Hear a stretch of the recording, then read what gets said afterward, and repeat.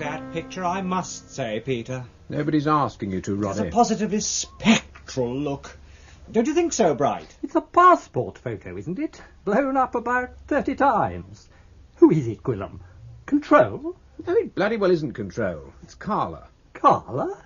Who was he when he was a toe? Karla, my dear, recruited Bill Haydon. The mole. The mole.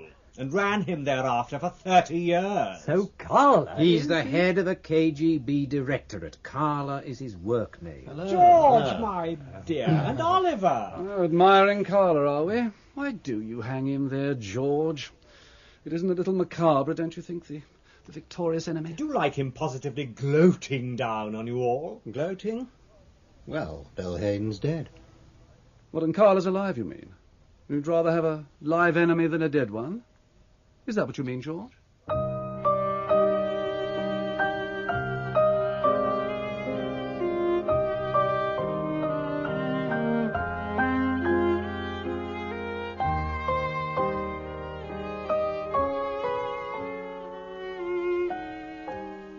The Honourable Schoolboy by John le Carré, dramatised in 2 parts by Frederick Bradnam, with Peter Vaughan as George Smiley and Martin Jarvis as Jerry Westerby.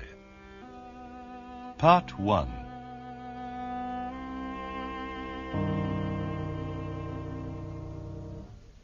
George Smiley isn't just cleaning the stable.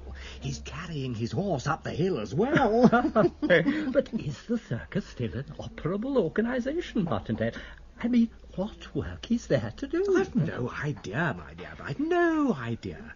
3/4 of his staff have departed. His networks must be blown to absolute smithereens. And his operational accounts, they call them reptile funds. Frozen solid.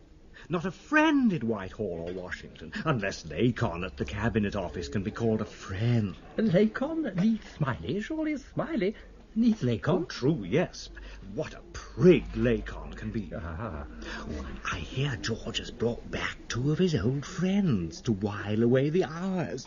That vast old woman, Connie Sachs, and her monkey partner, DeSalis. Such an unattractive couple, my dear. And Anne Smiley? Oh, dismissed, my dear. After years of putting up with her perfectly healthy peccadillos, what does the little man do?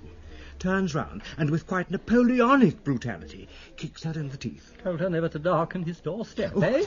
Quite the contrary. He removed himself overnight, my dear. Set up camp in the attics behind his throne room with its portrait of Karla. Left poor Anne abandoned in the Chelsea house. It's a scandal. I shall tell everybody.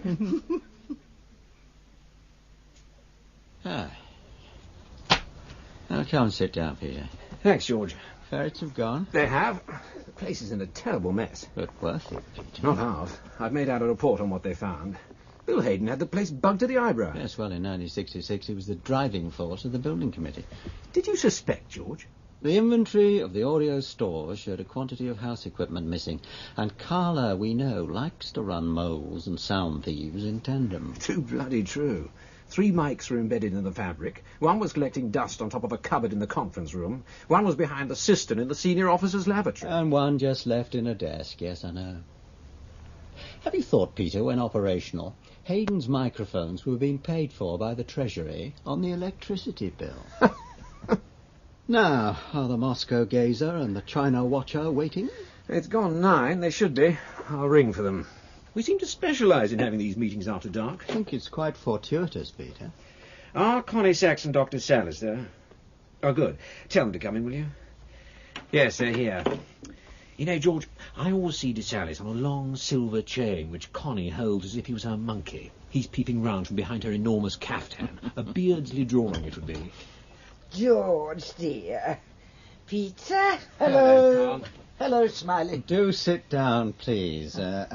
You there, Connie? Do you want me, George? Oh, you must stay, Peter. Have you a plan, George? A premise, Connie. We decided to go on the attack some weeks ago, you will remember, to produce intelligence without resources. Look at it like this.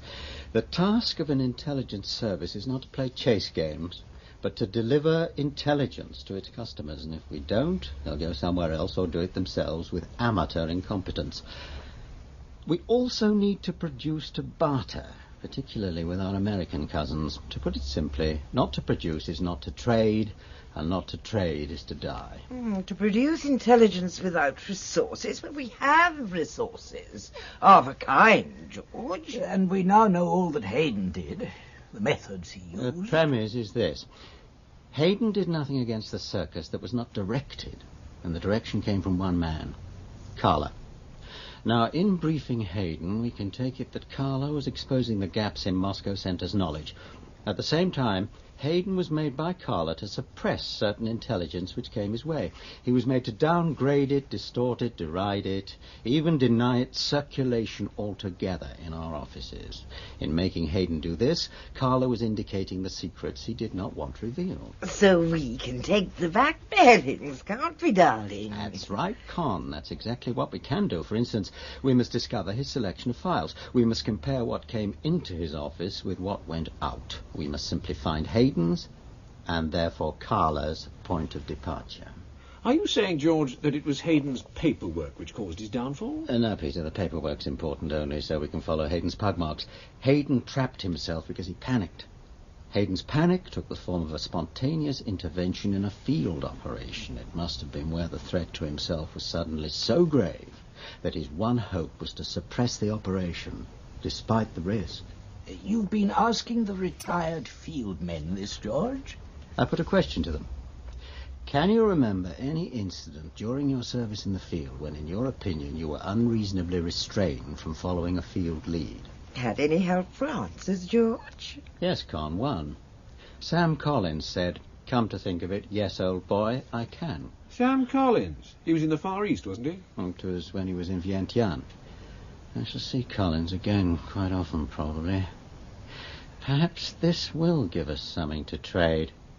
To act, and not merely to react. You've lost me, George. Peter, all George means is that there's something left undone. Back bearings, Peter, darling. At least I know why I'm here, Chief. So we shall have a guided tour, darlings. It'll be super fun. Like the Easters when Mother hid painted eggs round the house and sent us gals off hunting for 'em. Connie's got one, Peter. She's got one, sure as boots. I've told George you're to go in. Thank you, darling. You are coming with me, I hope. Of course. George, darling. So, Con, what is it? Sit down. You have the files?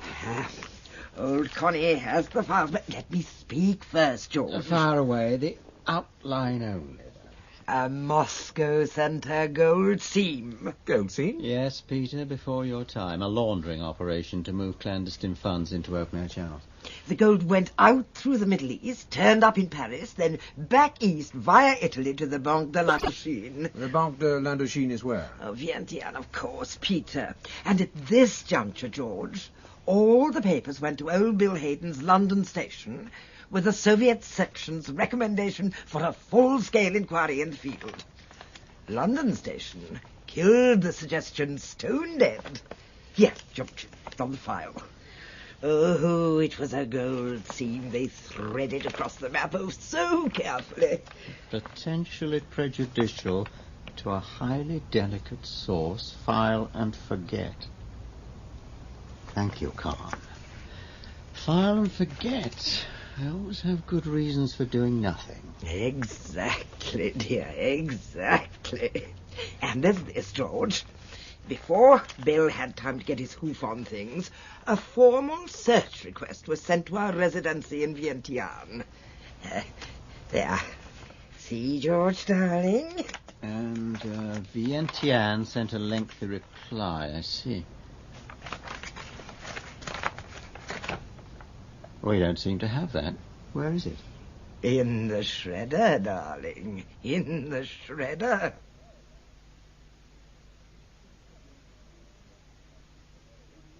Sam Collins runs a gaming club, Peter, very West End. Doing rather well, I've no doubt. Haydon had him sacked, I see. Oh, yes, there was nothing in it. But Bill Haydon wanted him out. Oh, yes, as a precaution, I imagine. Sam's an old Asian hand. 5 years in Borneo, 6 in Burma, 5 more in northern Thailand, and lastly 3 in the Laotian capital in Vientiane. Has he a good memory, George? More than good, Peter. But of course he may not want to remember everything.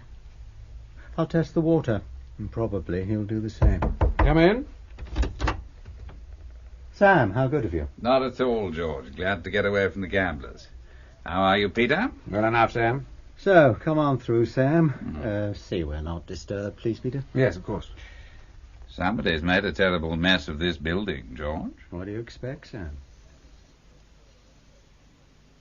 Do you remember at all a request that came to you in Vientiane once from London concerning certain money drafts from Paris? A standard request, was it? Please confirm or deny sort of thing. Ring a bell by any chance? Monthly transfers to the Banque de l'Indochine. Hefty ones. Payments made on the last Friday of every month. Start date January 73 or thereabouts. It rings a bell, sure. What did you do to find out, Sam? Do you remember? I had a contact in the Indochine. Johnny. Is that file, Sam? Johnny was reliable, George. He had a good track record. I used him on a few narcotics cases. Oh, you handled narcotics too, did you, Sam? Johnny was a counter clerk. He checked the ledgers. The money was telex from Paris. The credit of one Delassue staying at the Hotel Condor, Vientiane. It was payable on production of passport number K6984401. This was on the last Friday of each month. Delassue called on Monday, first thing, drew the money out in cash, stuffed it in a briefcase and walked out with it. How much? Started small, grew fast. Ending where? 25,000 US in big ones. The big table. Are you checking me against the record, old boy? I'm not checking you against anything, Sam. Oh, you know how it is at times like this, clutching at straws, listening to the wind.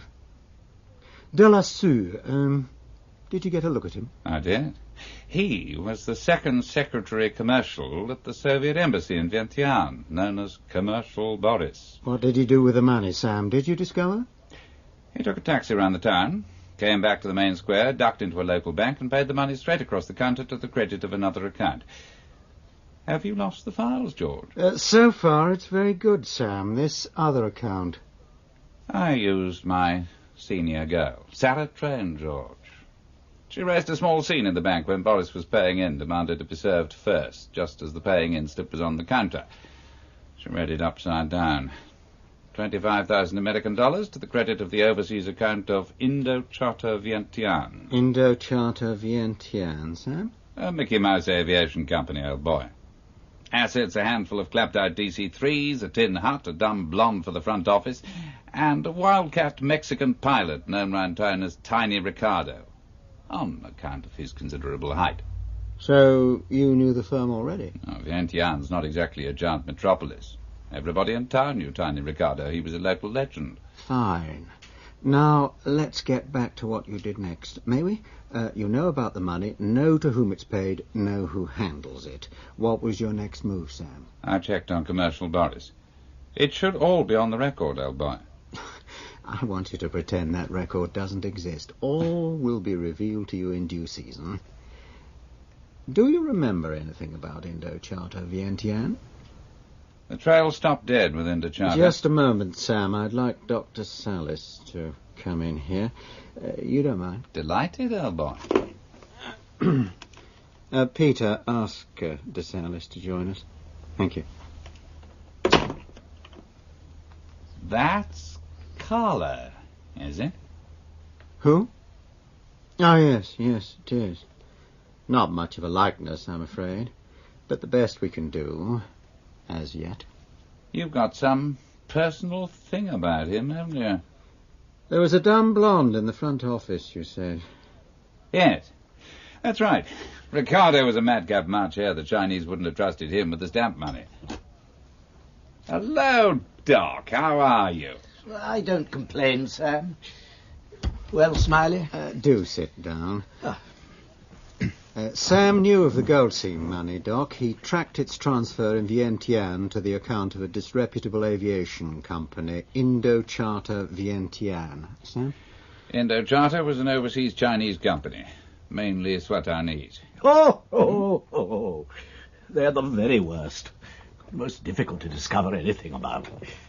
Where was it registered? Paris. Reliable information, Doc. Said that the Société was the property of a Shanghainese trading company based on Manila, which in turn paid its dues to an amorphous outfit in Hong Kong called China Airsea. China Airsea. Trading company? Owned junk fleets, cement factories, racehorses, restaurants. How did things go from there, Sam? London scrubbed the case. There! They scrubbed things, Oh. So you dropped everything, Sam? Orders is orders. Oh, yes, of course. But it was some time yet before you returned to London, wasn't it? You didn't discover by any chance if the payments from Paris went on, the gold scene? Stopped dead. Paris turned the tap off. And Commercial Boris? Went home. And Ricardo, the Mexican flyer? Died. Crashed up on the Thai border. The boys put it down to an overload of heroin. Sam, when you eventually got back to London and had your welcome home, well done session with Bill, did you happen to mention the matter to him? I asked him what the hell he thought he was up to. And what did Bill have to answer there, Sam? He blamed the cousins. Said they got in the act ahead of us. It was their case and their parish. Have you any reason to believe that? Sure. Tiny Ricardo. You guessed he was the cousin's man? They flew for them. George, they needed his sort of flying. They used him to fly drugs out of Laos. They used him to fly into Yunnan province, probably with drugs. He was on their books. The cousin's pilot. Yes, I see. Doc, there's just a couple of things I want to ask Sam. So, we shall sniff around China Airsea. Thank you, Sam. It has been nice seeing you again. And you, Doc. Sam, I think I ought to hear a little about the girl, the blonde, in the Indo-Charter office. Was it chivalry that has made you miss her out so far? Lost the card index, have you, old boy? Bill Haydon lost it. And the file, Sam. Never throw your chips away. Never make a present of your assets. But a very hungry mood prevails in this house of yours. I felt it the moment I walked in. Give me a search request, George. I'll write her out for you. Worthington Elizabeth, alias Lizzie, alias Ricardo Lizzie, age about 27, nationality British, status married, details of husband unknown, maiden name also unknown, 1972-3, common law wife of Ricardo, Tiny, now dead. Last known occupation, typist receptionist with Indo-Charter Vientiane SA. Previous occupations, nightclub hostess, whiskey saleswoman, high-class tart. There is no trace, repeat, no trace of this subject in registry. Suggest superior should be used, not high class for whores. So Haydon systematically and totally brushed over every trace of the Vientiane gold seam operation. Con's found only one piece of evidence even of Haydon's hand in all this, Con. On a clip of destruction certificates, it said risk of compromising delicate American operation, and it was signed in our Bill's work name. That's what he told Sam Collins to. Well, he had to stick to his story, didn't he, darling? Let us have Molly Meakin in, shall we? I'll fetch her, George. Can't beat the old Circus. Remember her father, brother? She's a pet. And she's kept her channel open to us at the Cousins. There's not many of us can walk in and out of the Grosvenor Square Annex these days, be it even on Molly's humble level. Here she is. Good evening, Mr. Smiley. Miss Sachs, Mr. DeSalis. Hello. Sorry to keep you so late, Molly. Sit yourself there. Thank you. I only got back just now. Ed, I'm afraid, insisted on taking me to a rerun of True Grit in their little cinema. Poor love. Among a group of names for trace requests, we included the Mexican pilot, Tiny Ricardo. Deceased? He is deceased, Chief, they say. Same date as Mr. Collins claimed. And did that lead to anything? Oh, yes. Bill Haydon sent the annex a hands-off notice. He advised them that Indo-Charter Vientiane SA was under scrutiny, and we had an agent in place. Well, the Americans consented to drop any interest they had in that direction. I have the printout here. That is what I call playing both ends against the middle. And pointing everybody in the wrong direction. Take a lie and reverse it. Clever Bill Haydon. Thank you, Molly. Thank you very much indeed. We must talk to the bankers, Doc. Yes, but you, George, rather than me. We have a trail, Peter. A purpose, a direction. So we no longer have to charge around pretending to be on the attack. Now we are. Commercial Boris has been found. A product of Karla's private training school darlings. Colonel Tsimin, alias Shmanov, like the vodka, alias Kursky, and a very important paymaster. We are beginning, I think, to unravel the positively arcane connections of Indo-Charter Vientiane SA and its echelons of parent companies, of which the most important is China Air-Sea. I want Karla to hear from everyone just how dead we are. Old Craw's obliged from Hong Kong. This in a Sydney morning paper, George. Sudden disappearance of the occupiers of High Haven, Hong Kong. The Spook House. The Circus has pulled out of Bangkok, Singapore, Saigon also. A Hood's Dunkirk. A Duck's Dive. Is Kim the boy spy vanished for good then? Excellent stuff. We must congratulate Craw. They had to replace the gold seam. It was big business, and Connie must find out how and where. George tells me, Doc, he's been seeing eminent bankers of his acquaintance in Hamburg and Amsterdam, of all places. But of course, Peter, to find out where the money is kept. It's Hong Kong, Peter. A trustee account in a Hong Kong bank. You mean the gold seam which was stopped at Vientiane? Oh, yeah. Karla went on paying, I'm sure. He only changed the route. Are you speaking to Oliver Lakin about it, George? I shall have to. We need to put an agent into Hong Kong. It's entirely up to you, George, to define what is chargeable under your mandate. Hong Kong, is it? It'll be up to the Intelligence Steering Committee to determine the scope of your action. Whom are you contemplating sending to Hong Kong as field man, George? Jerry Westerby, I think. He's been sitting things out in Tuscany long enough. Signor, his telegram. It say the Honourable Gerald Westerby. That's me, Mama. Let me look, see. Oh, it's bad. It say your guardian is ill. Yes, so I see. Well, it can't be helped. I have to pack and leave pronto, Mama. Go back to England. My guardian wants me by his bedside. Oh, it's very sad. It's very, very sad. But he leaves you money, perhaps.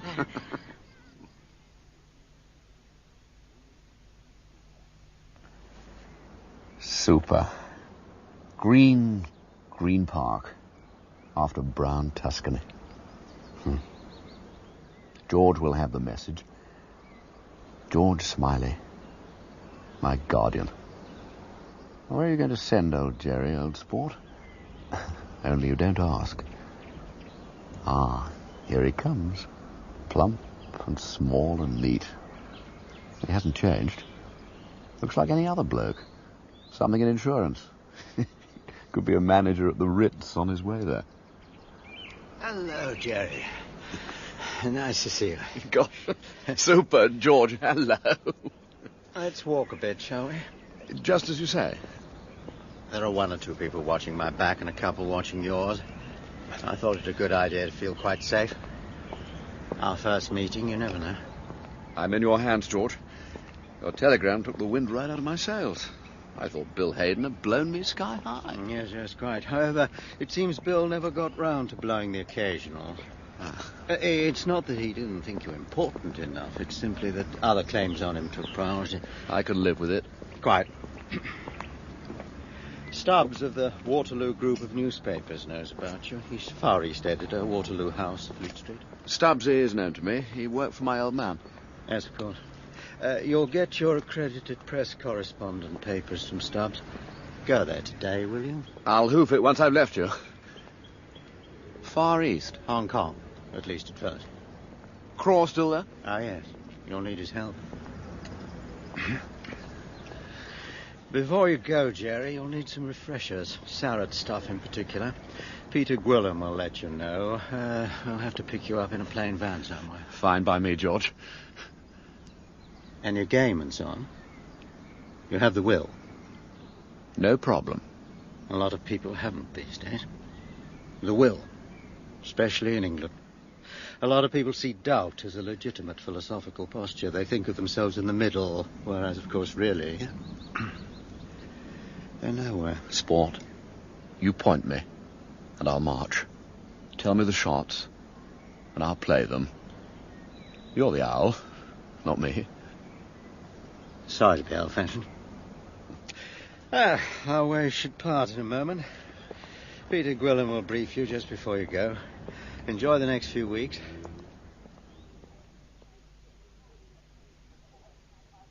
Hello, Peter boy. How's trade? Picking up, Jerry. Welcome to the circus. Or what's left of it. Ripped apart. Had the Irish in, have you? The ferrets, actually. Find something, did they? Oh, yes. Bill Haydon's super secrets. You came in a plain van. Oh, sure, Peter. Turfed out at the tradesman's entrance. Here we are. We are very security-minded these days, Jerry. I hope you've had an enjoyable few weeks. Very. Tell George they were super. Come on through, Jerry. Thanks. Yeah, very intensive. Strong-arm stuff, memory tests, taking in phone numbers, word codes, contacts, and all the old fallbacks. Emergency drill, just in case. Come and sit down. The Inquisitors say you're as good as ever. Congratulations. Thanks. Super. Well, what have you got for me, Peter? A bank, Jerry. The Kowloon Bank, Statue Square, Hong Kong. The trustee department of this bank has a certain account. We want to know what's in the account and whose name is on it. You'll have to photograph the files. I'll give you the number of the account later. Am I going to break in, Peter? No, you'll walk in. We've smoothed your path the best we can. The deputy chief of the trustee department is your bloke, one Frost by name. He's youngish, approachable, and likes all the things Hong Kong can offer. Like Chinese girls. Craw will introduce you. Frost, good. I'll be alone, I take it? I'm afraid so. We've no money for babysitters. The best we can do is have a chap watching you go in and come out, largely so we here will know when you've begun. When do I go? You're booked on a flight tomorrow. Got a name for me, have you? Your cryptonym will be Schoolboy, Jerry. Schoolboy. Fair enough.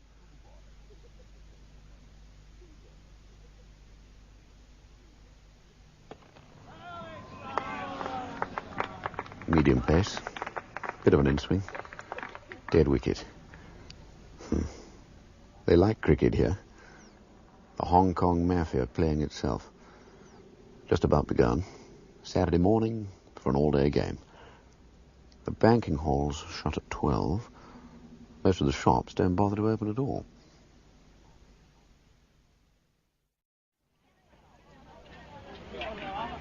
Now, is there enough to blackmail little Frosty with?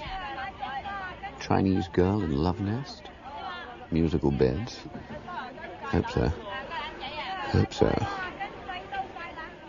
10 minutes to go, Jerry, old sport. Walk slowly. God, George, why the hell am I alone? I feel tired and hungry. For all I know, I'm being spooked by half the Chinese mafia. Those not playing cricket.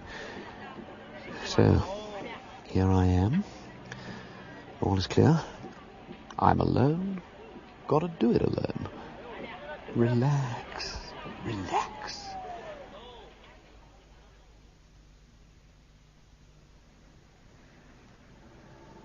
Bank of China. Union Jack. Bank of Kowloon. 12. They don't shut the doors, for God's sake. Of course not. You're growing senile, Jerry. Doors remain open, banking hall shut.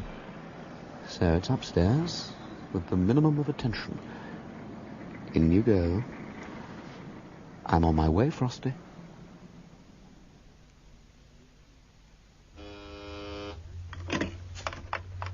Yeah? Good. Peter, he's gone in. Thank you, George. Time 0302, Circus. 1202 Hong Kong, Kowloon Bank. I never have liked Burns, you know, George. They're so damned unreliable. Yes, people don't always respond logically to blackmail. Let's hope Frost does. Good luck to you, schoolboy. It'll be at least an hour before we know.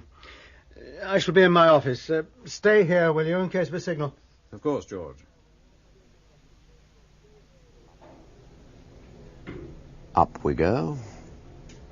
And up. 9th floor. Stop. Out you get. All by myself. 4th door on left, and I hope they're right. 1, 2, 3, 4. Through we go. Yes, clocks, Chinese, work until 1. Say hello. Round eye on business. Morning, gang. Good day, sir. Good day, sir. On our way. So far a walkover. Pushover. 2nd door. By appointment only. Through we go. Red light bulb.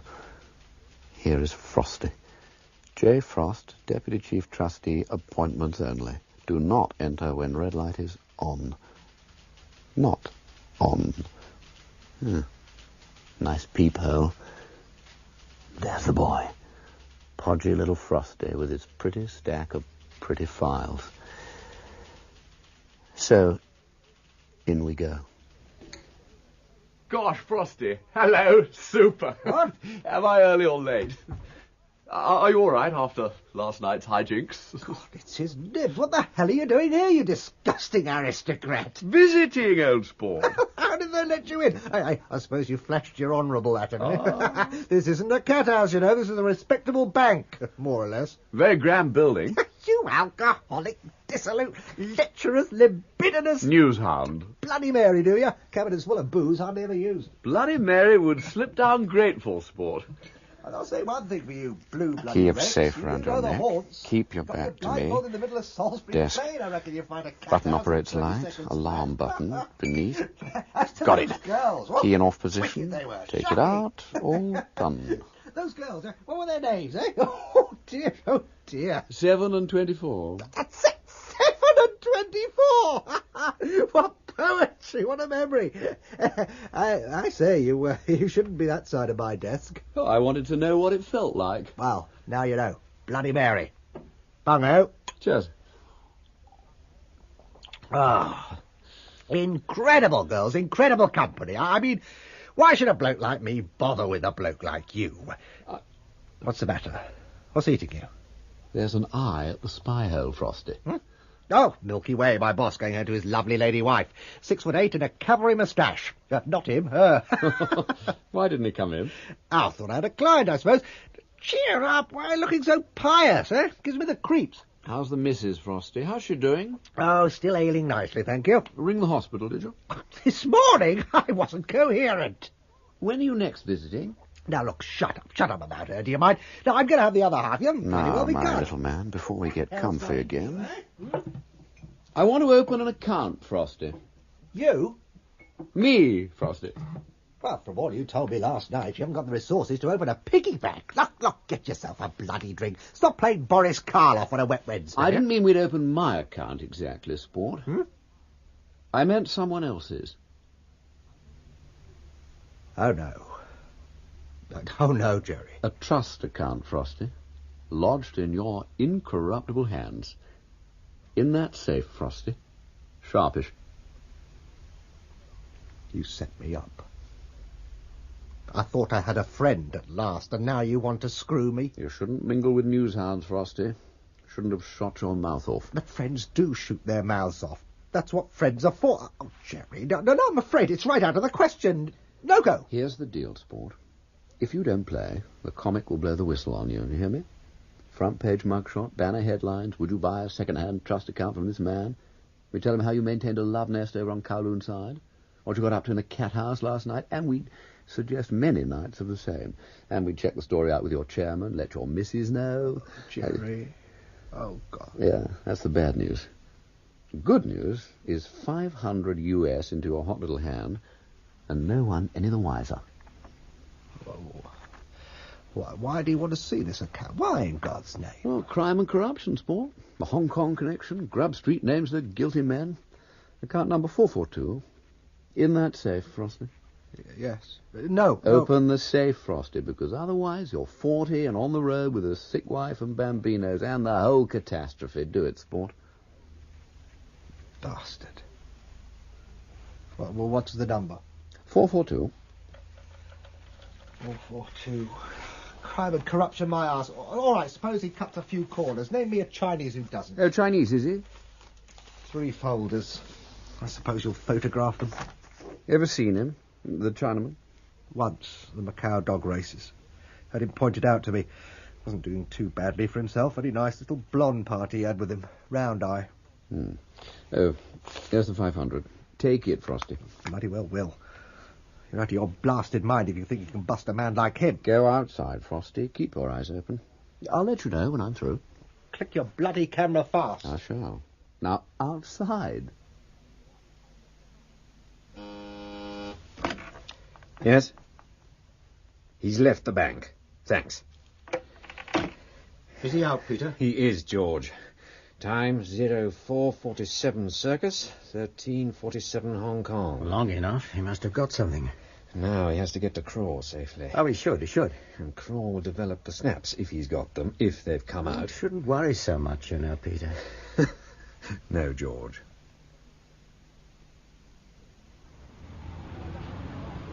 Well, Craw, are you at home as arranged? Flowers at the window? Old dried flowers, yes. At home. Ring the bell. What bastard's that? Brought you some dirty pictures, sport. The door's open. Pull your upper-class backside up the stairs.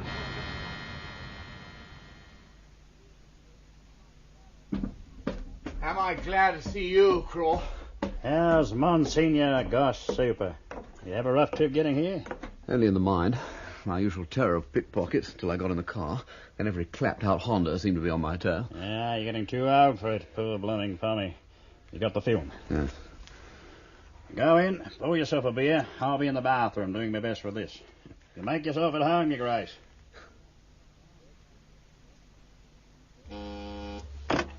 Yes? Thank you. Craw reports Schoolboy's arrival with the goodies, George. Ah, yes. We must wait for developments, Peter.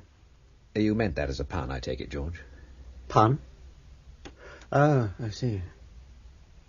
Those cassette films need delicate handling, they tell me. Craw's good, George. Very good. As I know. And Schoolboy? If you cast him properly, like you've done, I wouldn't always trust him, though. Why, Peter? Too wild. No, too independent-minded, liable to go off in all directions. I think you need to keep him on a tight leash. Yes, you could well be right. And, of course, he's a woman's man. For God's sake, Craw, what goes on? Well, what's the result? They haven't come out. Craw, they haven't bloody come out. To the contrary, my son. To the contrary, sir. Every frame is a bold and disturbing masterpiece. Schoolboy's landed the complete file. All the figures, everything that was originally paid through Vientiane into the Indo-Charter account has found its way into a trustee account in Hong Kong. When the Vientiane arrangement ended, Karla didn't miss a month. He switched to the alternative route immediately. Right from the beginning, Hong Kong was the final destination of the gold scene. Since the payment started over 2 years ago, not a single penny has been drawn from the account. The balance stands in the order of $500,000 American dollars. Oh! It's a lockaway account. Oh, George, darling, lockaway. Well, that's quite a different kettle of fish. It had to be, didn't it?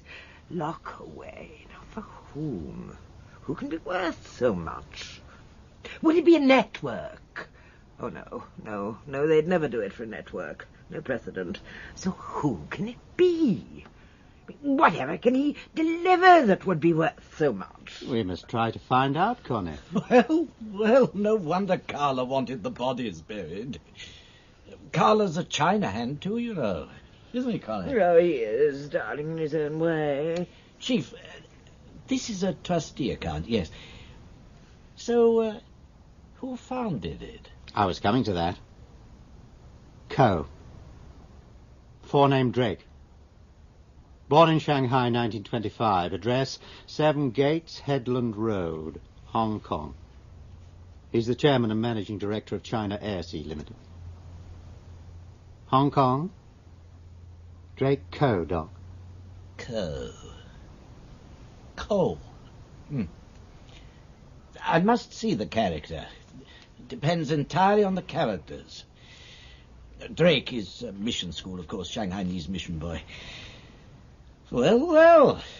Shanghai was where it all started, you know. The first party cell ever was in Shanghai. Was there anything else traced on Drake Coe, Peter? He was appointed to the Order of the British Empire under the Hong Kong list in 1966 for social and charitable services to the colony. That's all. You will remember that China Airsea was the ultimate owner of Indo-Charter Vientiane SA, so it ties up nicely. There is a beneficiary to this trustee account, of course. The beneficiary is unknown. Perhaps we shall see why when we get the film, which should be... Tomorrow morning, George. There must be a means of identification, Smiley. Yes, indeed. Even a thumbprint. It's not unknown among the Chinese. Well, as I say, when we get Schoolboy's actual film, we shall be able to really start. For the moment...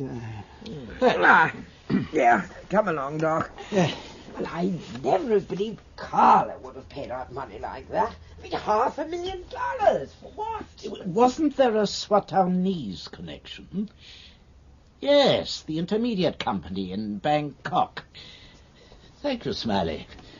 Let us see the film as soon as possible. Of course. Will you stay a moment, Peter? Oh, yes, George.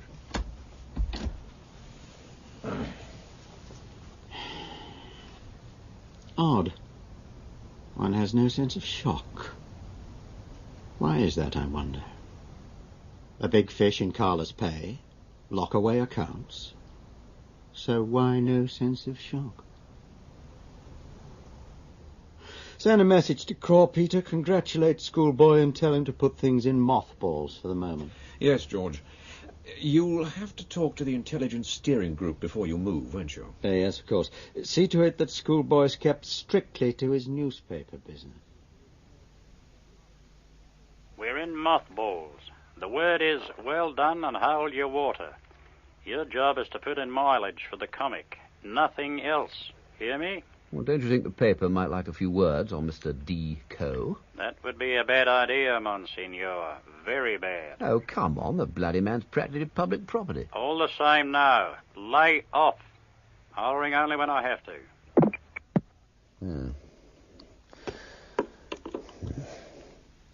Mr. Drake Coe, OBE. Steward of the Royal Hong Kong Jockey Club, millionaire, citizen above suspicion, and nuts to you, Craw, and to dear old George, too. What have you found, Jerry Sport? Arrived in Hong Kong 1951, Coe is Hakka, sea people from Chu Chao born on boats. Minor gang leader, original money from Ritz Ballroom, high-class pickup spot, Shanghainese girls. Witness says Drake Coe was very tough boy. You don't tell no fairy story to Drake Coe. He don't like politician people one piece. Studied law in London, not called to bar. One son died 1968, Nelson Coe. Drake begat Nelson. Picture, caption, Mr. Drake Coe, OBE, with his horse, Lucky Nelson. Bit macabre, call your horse after your dead son. Coe is wearing a beret, obviously bald. Tall for a Chinese. Looks quite cheerful. God help me, owns ocean-going cruiser called Admiral Nelson. Obsession with Nelson, wonder why. Note, horse Lucky Nelson entered to run at Happy Valley day after tomorrow. So, Jerry, that's where you might get a look at him. Even a word. A day at the races might do you good, old sport.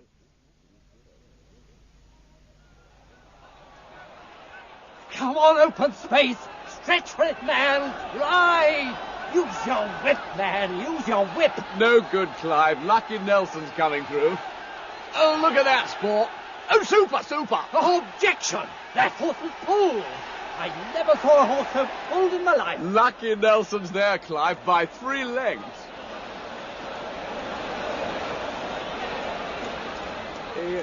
Excuse me, you're Gerald Westerby, aren't you? That's me, sport. Grant. Porton told me you'd like to meet Drake Cole. I'm a course steward. I knew your father. Gosh, super. Marvellous. Cole's just been given the cup, flushed with victory. Over there. Perhaps you'll get something out of him for once. Oh, just a few words, you know. It's jolly nice of you. Porton told me you did Lucky Nelson. Afraid so. Bit of a turn-up, wasn't it? Oh, it was Drake's race, all right. Clever of you to spot it. More than we did. The burly chap with him is Drake's right hand, too. I'll have a word with him first. Mr. Two, this is Mr. Westerby, son of the famous one. Hello, Mr. Two. Super. Good day, Mr. Westerby. Mr. Westerby is hoping he can have a word with Mr. Cole for his important newspaper. You want to talk to Mr. Cole, Mr. Westerby? If it's convenient. Sure, it's convenient. Mr. Cole win a horse race. Everything's convenient. I bring him over. Stay here. What's your father's name? Samuel Westerby. Lord Westerby. You were here. Drake's right hand. Major domo, manager, chief bag carrier, bottle washer, fixer. Been with him since the start. They ran away from the Japanese together in the war. Bringing him over. This the man. Sir, this is Westerby, whose famous father, the Lord, had a lot of slow horses and fast newspapers. What, papers? Well, the best known was the Chronicle. That the paper with the girls. I used to read that paper when I was in London, during my residence there for the purpose of legal study at the famous Gray's Inn of Court. I backed your horse, Mr. Kerr. How does it feel to win? Better than losing, I think. What's your formula for winning, Mr. Kerr? Hard work, no politics, plenty sleep. Are you a lot richer than you were 10 minutes ago? I was pretty rich 10 minutes ago. You may tell your paper also, I am a great admirer of the British way of life. Even though we don't work hard and make a lot of politics. Just tell them. What makes you so lucky, Mr. Kerr? What makes you so lucky, sir? No comment. Oh, play fair, Mr. Kerr. The world's full of people who dream of being as rich as you are. Give them a clue, won't you? What makes you so lucky? Mind your own damn business. Mr. Cole, go now, Mr. Westby. You leave him to go, Mr. Westby. Oh, sure, sport, sure. Goodbye, Mr. Westby. The last time Cole won, he didn't even lead the horse into the paddock. He waved it away, didn't want it. Well, why the hell not? Hadn't expected it to win. Hadn't told his Chu Chow friends. Bad face. Maybe he felt the same when you asked him about his luck. I see. How did he get to be a steward? Oh, you had to buy the boats for him, no doubt. The usual thing. Well, cheers. Good seeing you. Don't forget your winnings. I've collected already. Thanks, sport. Guess I'll make my way back.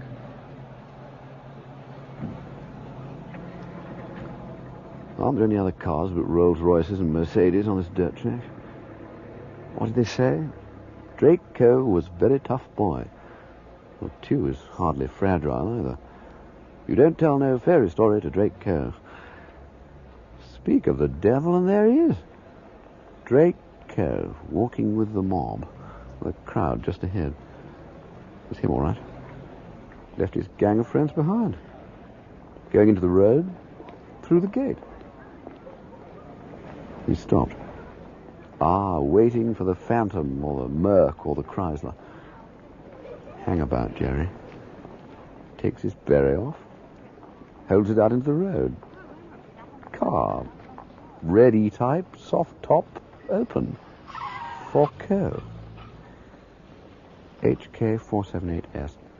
Driver, blue headscarf, dark glasses, long blonde hair. Bare back. A hell of a lot of lovely woman. Kerr gets in, kisses her cheek. Once, twice, yeah, thrice. Fingers on her bare back. And away they go. Get to a phone, Jerry. He was on view, Craw. He'd had a big win. Then he left and walked away, waited in the road, and got picked up by a very nice blonde party in a sports car. Sports car? Jag, E-type, HK478S. I think she was a close friend. Very close. Round eye? Of course she was round-eyed, long blonde hair. Well, well, well. You've seen a lot, Monsignor. George Smiley, in all your feathers. My dear, you've lost simply pounds. Oh, Lord Roddy Martindale, oh no. What do you mean, oh Lord, oh no? Didn't you know I'd been translated, allowed to sit on this very high-powered intelligence steering committee? Who besides you is here today, Roddy? Oh, as if you didn't know. Sir Saul Enderby will take the chair. Oliver Lacon will sit next to him, of course.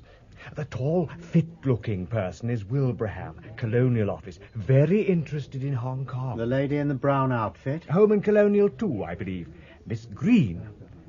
I suppose we'd better take our places. Well, lady and gentlemen, shall we begin? Jolly good brief, George. Can't understand some of it, but... Well, I take it you've all read and digested George Smiley's work. Oh, it's very good, George. So clear, dear. Do shut up, Roddy. Oliver Lacon, you should first. Well, let me try to summarize the summary in bald terms. A prominent Chinese Hong Kong citizen is under suspicion of being a Russian spy. That's the nub? He is known to receive very large Russian subventions. From a secret fund devoted to financing penetration agents? Yes.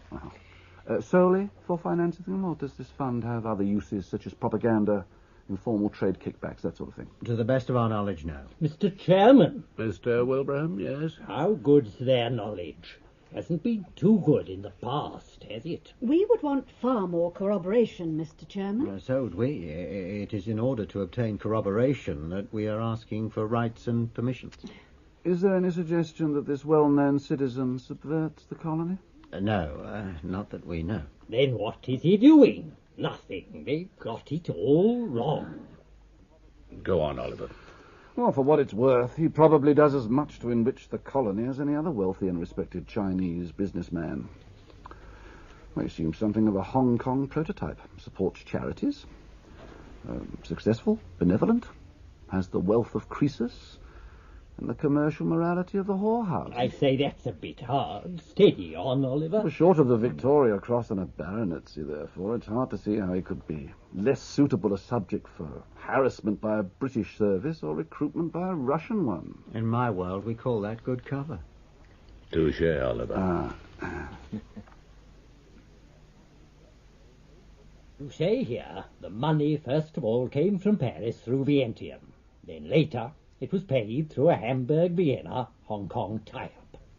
Now, why do you think they did that, so to speak? It is sensible practice to vary the routine from time to time. Tradecraft, Wilbraham. Page 2 top. Money's all in trust. None of it is being spent, which is in itself jolly odd. It's not Coe's money, but a claimant's, whoever that may be. Till then, it's the trust's money.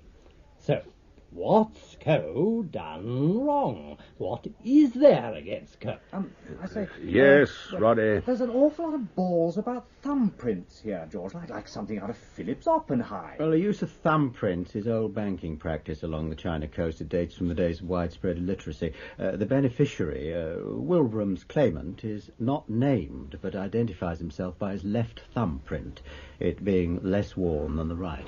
How quaint, my dear. Thank you, George. It could be Coe's own thumbprint, I suppose. Do you think we should advise the Hong Kong government of the intelligence regarding Coe? Of course we should advise Hong Kong. They're self-administering.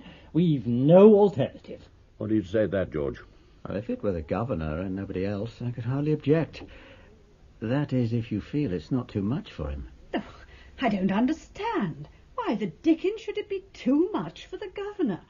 I mean, he's an experienced administrator. Well, there's also the problem, I suppose, of the governor being forced into the position of agent provocateur if he continues to receive Co socially, which he obviously must. We can't frighten the game at this stage. But good heavens, man, if Co's a Russian spy, if the governor has him to dinner and perfectly naturally, in confidence, commits some minor indiscretion, well, he could ruin the man's career. He must be told. Well, of course, if he's given to being indiscreet, I suppose one might argue that he's not a suitable person to be informed anyway. Oh, I say, George, that is a point. Bloody odd it would be, wouldn't it, if Peking woke up one morning to the glad news that the governor of Hong Kong made a point of entertaining Moscow's ace spy at his dinner table once a month. Well, it's 4 o'clock, Mr. Chairman. Yes, we'd better wind up. Now, if you'll leave us a moment, we'll talk and ring our masters. Be as fast as possible, George, I promise you. There can be no earthly question of reopening the Hong Kong residency, George. Everything else, with certain limiting conditions and safeguards regarding desirability, money, and the duration of the license, is granted. What are you going to call the operation, George? Do you know yet? Ah, yes. Operation Dolphin. Well done, George, darling. Dolphin, what a good name for our resurrection. Now, George, this blonde schoolboy saw with Co, we really must find her. She really is a clue. Do make it an urgent task for Craw. Do you know, Smiley, when Co was in London as a law student, he gave the name of a Chinese Baptist missionary as a referee, a Mr. Hibbert. This man must have known Co at the beginning. He must be a very old man now, but I have reason to believe he is still alive and living in England. Word from my whisperer in Hong Kong, Monsignor. Co's round-eyed girlfriend is one Lisa Worth. Whisperer claims she is an aristocratic English lady, and with a Kraut forename. More likely to be an airline hostess called Lizzie. File on her is missing from police records. Schoolboy getting bored with long haul. It has occurred to me that Schoolboy has had to kick his heels for a month. We're doing our best here, but Co and his Russian money stands like a mountain before us, which we can visit whenever we wish, but can't move. Information on Miss Worth was quite invaluable. I think I found the girl, George. Married once to a schoolmaster called Worthington.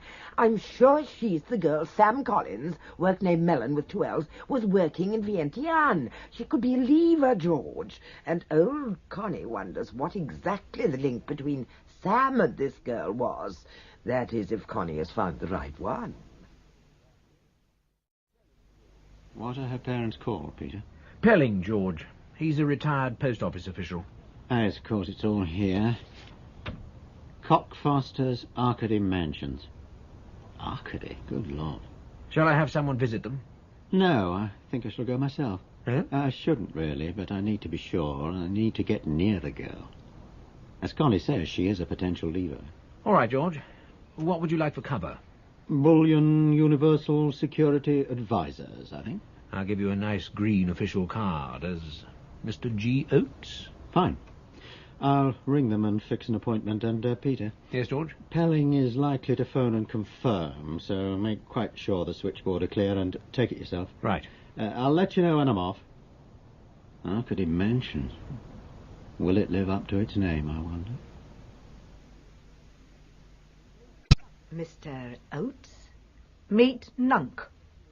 Good afternoon, Mr. Pelling. Yes. Well, just who are you, precisely? Are you Secret Service, or aren't you? His card, your worship. Green in hue. Oh? We're exchanging cards, are we? I'll need one, too. Slip down to Smith's Cess and have some printed. Do sit down, Mr. Oates. Do you like tea? He doesn't need tea. He's not a guest. I didn't ask him. Bullion Universal Security Advisors. My Aunt Fanny. I'll stay the week. Move in if you like. Have her bed. He wants to talk about Lizzie, darling. Now be a father for a change. Fat lot of good her better, do you mind? Oh, for those kind words. Ha ha. Of course you will have some tea. Thank you. That's Lizzie's photograph. Ah. She's very beautiful, you see.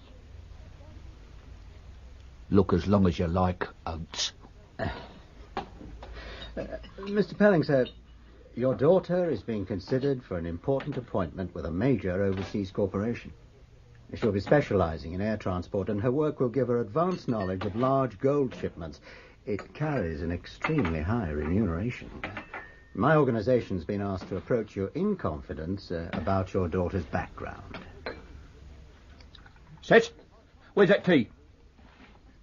It's high time Lizzie was rewarded, and I'm frankly displeased that it hasn't occurred before now, seeing what they owe her. Set. Where's that card? It's on the table. They have a head office in South Moulton Street. Any inquiries, telephone, blah, blah, blah.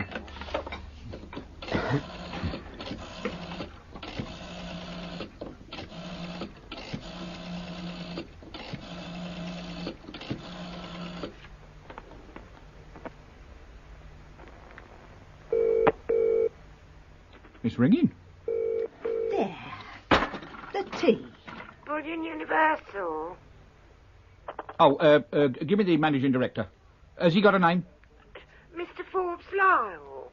Yeah, well, you tell Mr. Forbes Lyle that Mr. Humphrey Pelling desires a personal word with him, now. We haven't heard of her for a year. Your daughter? Tea for two, and tea for three, and me for you, and you for her. She's mad, you know. You don't write to her at all? She doesn't want it. Forbes Lyle here. What's your problem, Mr. Pelling? It's this. I've a man calling himself Oates sitting in front of me. Short, fat, and worried. What do you want me to do with him? Tell him what he wants to know. He's not snooping around for nothing, you know. Stuff on your daughter is most important. Your cooperation will be a great help. I see. Oh, thanks. I'll do my best. Good man. Cheerio.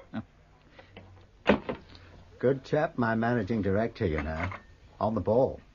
I'm still not sure he's not Secret Service, Seth. He may not be glamour, but that could be deliberate. I have some forms. Perhaps we could... Let's have a look. Give him some more tea. He's wolfed that lot already. Yes, sir. Tea for the wolf.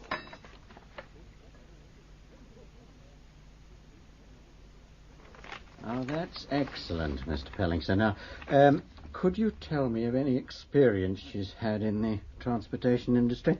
Right. Put down working for the British Secret Service in a high capacity. Undercover. There. It's out now. No daughter of mine's going to be an unsung heroine. She'll get the George Medal before she's done, you mark my words. Balls. That was just one of her stories, you know that. We were talking of experience in the transportation industry. Her first commercial experience came in... How'd you pronounce it? Vientiane, capital of Laos. A distilling company. She was selling kegs of unbranded whiskey to American layabouts. Then her lover went and filched the money. Balderdash. The woman's insane. Disregard her. She was living with a pilot. Tiny, she called him. Tiny Ricardo. He was gorgeous. But the war had turned him inside out. Well, of course it would, wouldn't it? Same with our boys, wasn't it? Missions, day after day. Scramble! She's blind mad. Barking. Mad as a newt. Tiny Ricardo. A lamb. He died, you know. Lizzie was heartbroken. She wasn't living with anyone, you anthropoid ape. It was a put-up, the whole thing. She was working for the British Secret Service. The name of a commanding officer in the British Secret Service was Melon. Like the fruit, but twice as many L's. Take that down, Oates. Melon. Ease bananas. With Melon, she fought against drug dealers, Chinese, homosexuals, every single element sworn to the subversion of our island nation. Now, ask me where Lizzie gets it from. It is true. She went to Hong Kong for Melon, to investigate drugs and bullion. She could have gone to prison. Well, thank you, Mr. Pelling. She works for Melon. and she loves her father. Finish. You've been very kind. All of this I'll treat in absolute confidence. Please don't worry. I'll see myself out. See yourself how you like. I'll see you off the premises. This way, Mr. Oates.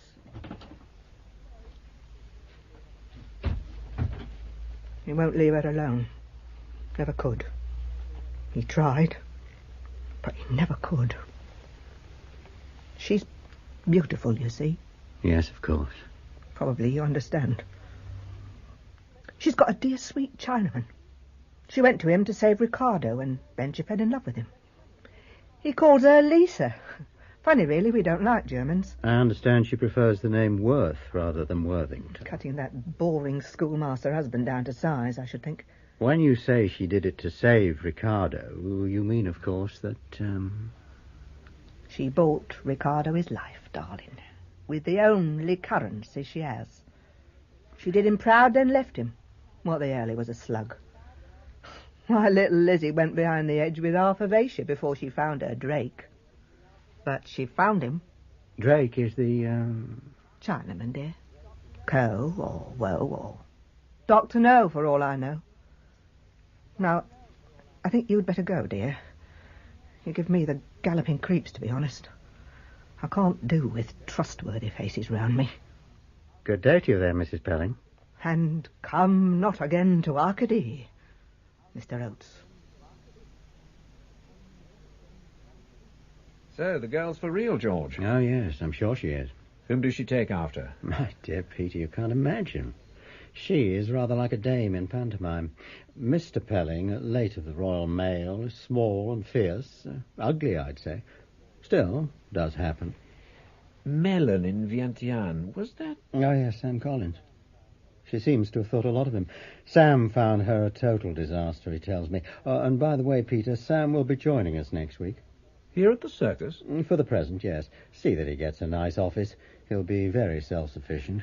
I have noticed, George. Your barking on the phone to Pelling was most impressive. It smoothed things a lot, thank you. Is Connie about? No, George, she's gone with Dr. Salis to the seaside.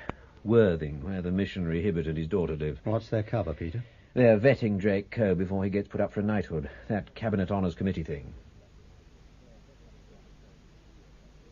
Sir Drake Coe. That's one thing I'd not thought of, I will say. Sir Drake. Well, I'll be blowed. Eh, Doris? Are you? Drake was ambitious, Dad. Tell me again about the early Shanghai days, Mr. Hibbert. There was Daisy Fong, Daisy and her bell, doing God's work. Even if she did fall later, she'd go down the streets ringing the daylights out of that bell, down the docks or the nightclub areas, the Rue de Jaffe. That was the worst spot, where the houses of sin were. But it was down on the docks that Daisy and her bell found the Coes. They'd come up from Swatow, the two of them. When was that?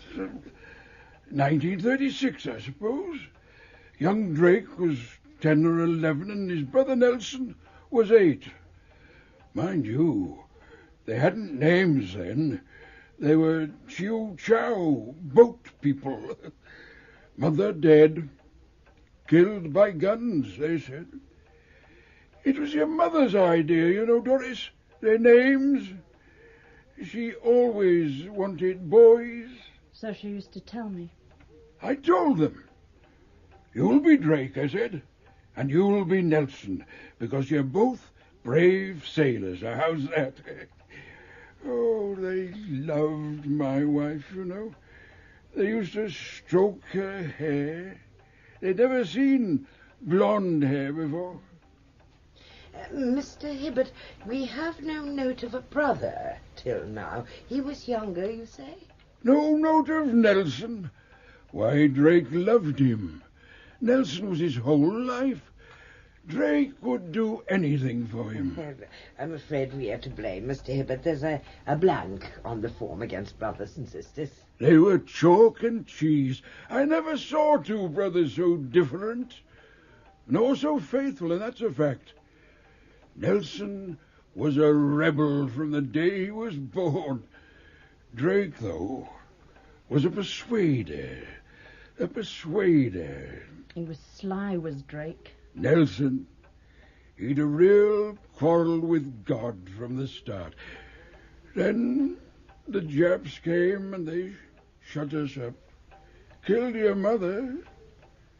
We got away, you know, and the mission closed, and Daisy Fong, with her handbell, led the children to Chungking.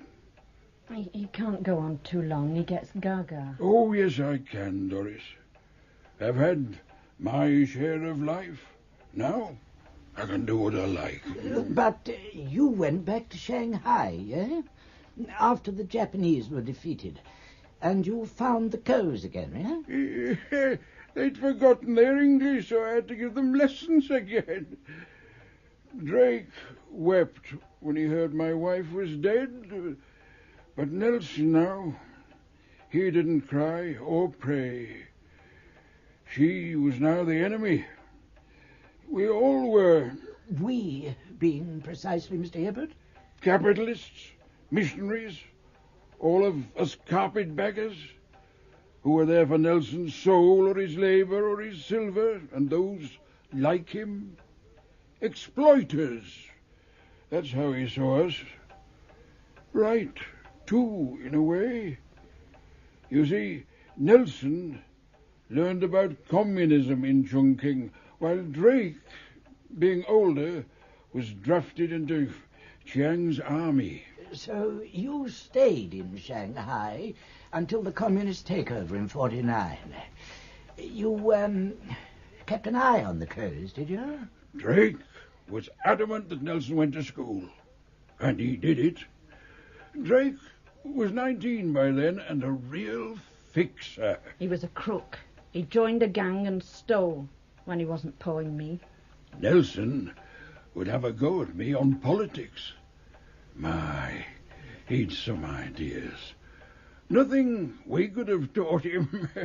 What was his discipline at this time? Why, the Communist Party, naturally. What was he studying, Mr. Hibbert, and where? Shipbuilding, roads, railways, factories. His passion was engineering.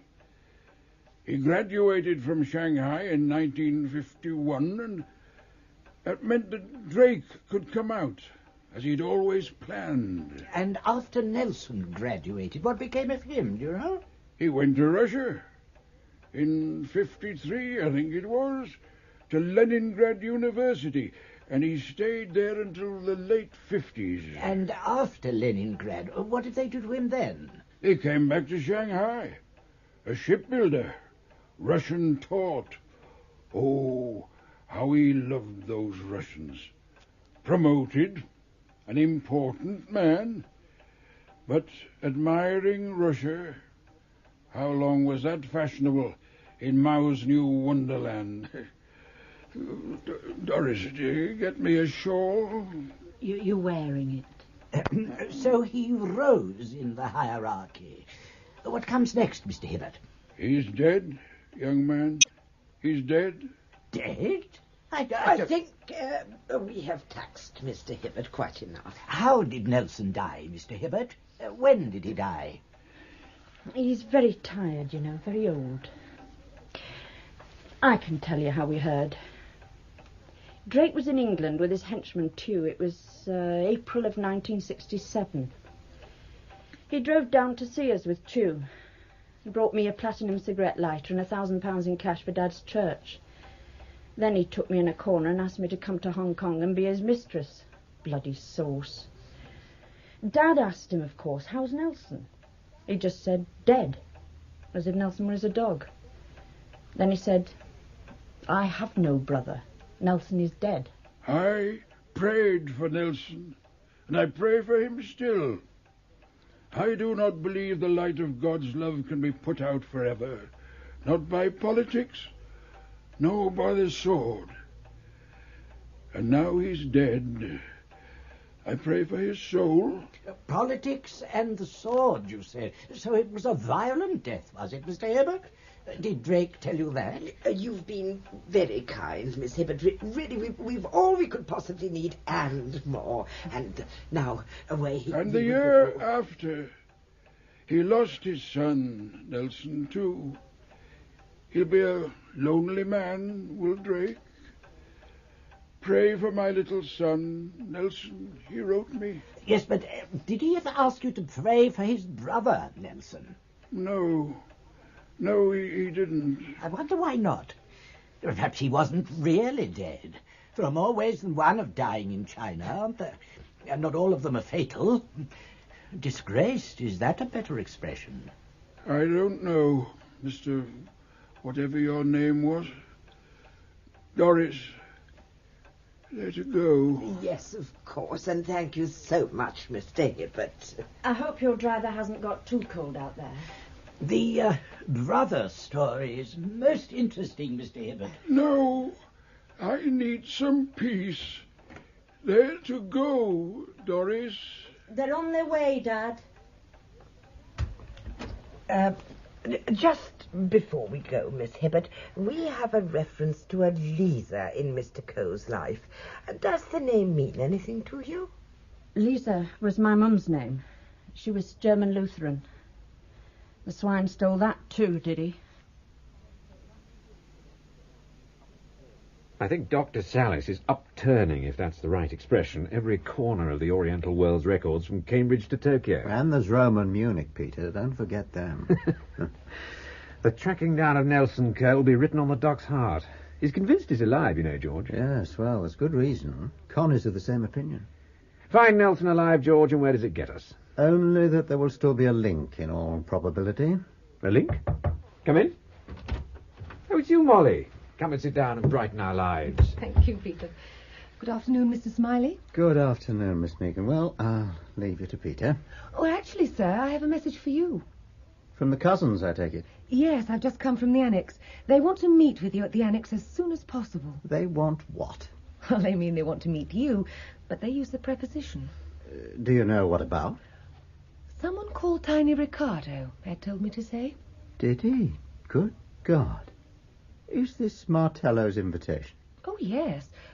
Will you please ring him as of yesterday, really? Well, Peter, are we being trusted again? Either that or they want something pretty badly. Do you appreciate, Molly, that this is the first time the hand of friendship has been extended from Grosvenor Square since Bill Haydon was found out? I had thought so, sir. Will you phone Marty? Yes, of course. So we're no longer on the arm's length list. If Tiny Ricardo is deceased, what could he have done to be of interest? Well, let's hope Martello and his company employees will tell me. George, real good of you to come. I know how busy you are, I know. Not at all, Marty. Pleased to be here. Saul, I want you to meet one of the true legends of our profession. Saul, George Smiley. George, this is Saul Eklund. Nice to know you. And meet my assistant, Cy Johansson. Cy, George Smiley. Heard a lot about you, sir. And you know Murphy here, I think, George. Sure, we met on numerous occasions. Yes, indeed. Numerous. George, Saul Eklund is high in our Drug Enforcement Administration, formerly the Bureau of Narcotics and Dangerous Drugs. George, our people in the company like to work very closely indeed with their good friends in narcotics. Cuts both ways. It's parameters, Mr. Smiley, sir. On a deal like this, you get some areas, they overlap entirely. Maybe we should get ourselves up to date on the latest details first. Murphy, go ahead. The subject flew to Bangkok and was picked up at the airport by Tan Lee in his personal limousine. They proceeded directly to the Air-Sea Permanent Suite of the Hotel Erewhon. Tan is managing director of Asian Rice and General, Air-Sea's Bangkok subsidiary. Was Coe alone? No, sir. Coe took his manager, Tew, along with him. Why the hell doesn't somebody bug that damned hotel suite, Cy? Bangkok says the walls. They got no proper cavities or something. Cavities, my ass. Go on, Murphy. Sir, the three men, that's Coe and Tew and Tan Lee, drove down to Bangkok port. And they looked at 20 or 30 small cement carriers tied up along the bank. Then they drove back to Bangkok airport, and Coe alone flew to Manila, Philippines. Cement carriers, my ass. Those the boats that do the run up to Hong Kong, Murphy? Yes, sir. We know those boats. They carry the dope. We've been going for those boats for years. Mr. Eklund, I take it you're particularly interested in Co. That's it, Mr. Smiley. Yes, sir, that's it. And what about Ricardo deceased, Marty? George, at our request, enforcement here took a second look at the background and record of Ricardo. Seems Ricardo's alive after all. Seems like it was a prime error. Happens to all of us, George. Even you, okay? Yes, indeed. Ricardo's death is in our files, is on and around August 21. Correct. However, on September 2nd, a couple of weeks after his death, right? It seems Ricardo made personal contact with one of the narcotics bureaus in the Asian theater. Ricardo offered his services on a sell-and-tell basis regarding an opium mission he claimed to have received to fly right over the border into Red China. Ricardo had made a good living when the war was on flying dope. Now, he flew a lot of missions for the company in Laos, and when the war ended, the company resettled him and pulled up the ladder. So maybe at that, the gamekeeper Ricardo turned into the poacher Ricardo, if you follow me. Well, not absolutely. Long as the war was on, Ricardo carried dope for the company to keep the home fires burning up in the hill villages. War ended, he carried it for himself. Thank you, Mr. Eklund. So, Ricardo offered an unnamed narcotics bureau opium on the one hand, information on the other, right? Right, George. For payment, he wanted $50,000 in small notes and a West German passport for a one-time journey out. The bureau agreed on the sale of the opium. You mean they bought it? Sure, there's a fixed tariff for such deals. And the West German passport out? Well, that wasn't so straightforward. Saul, maybe you should handle this part. The bureau asked Ricardo for some of his information, what we call taking it to first base. Ricardo comes up with the story he's been ordered to fly the dope over the border into Red China and bring back an unspecified load in payment. He said he embarked on his journey for Red China, chickened out, and hedge-hopped home over Laos. He said he knew who was behind the deal, the Mr. Big, and that if Mr. Big's people found him out, they'd kick his teeth right up his throat. He said he had the plane still, hidden, a Beechcraft, and he offered to show this plane. That's all we have. They bought the opium, George, but the information went nowhere. That was the human error, George. No further action was put on the case. Where is Ricardo now, Marty? Do you know? Not known, George. Beechcraft, is that a single-engine plane? Twin engines, George. Kind of executive runabout kind of thing. And where would the opium be carried? How much was it? 400 kilos in weight. In the cabin. Most likely unscrewed the spare seats. Yes, I suppose they would have done. Thank you. Well, what else is there, Saul? What else is there? I'll tell you, Martello. We got a whole apparatus standing by, ready to shake out Co's connection across the hemisphere. I know, we've got a hands-off deal with the Brits on Hong Kong, but Co is more than just Hong Kong. We got drugs on Co, we got arms, we got the biggest damn load of red gold we ever saw Moscow hand to one man in our lives, and we've got the first proof ever, if this guy Ricardo's telling a correct story, of a Moscow-subsidized drug subversion program which is ready and willing to carry the battle into Red China in the hopes of doing the same for them as they're already doing for us. Marty, oh my lord, you told them of the gold scene. Sure he told us. That's liaison, Mr. Smiley. Martello told us, though, to play it delicate. It's a British ball game, their territory, their Joe, their party. Moses, for the first time ever, we have gotten ourselves a saber-toothed Soviet communist corruptor in our sights, pushing dope and screwing up the area, and taking Russian money, and we can prove it. I doubt if you can, unless you can prove what the gold seam is for. And, Marty, I'd like to remind you that we have your general declaration that you will abstain from operations in British areas unless we say you can. And we have a contract with you on this particular case. You will leave Co to us. That is the contract. I've said it. We're going. Come on, Si. Sure, Saul. And sure, you said it. Okay, Saul, we heard you. Murphy, you go too. Yes, sir.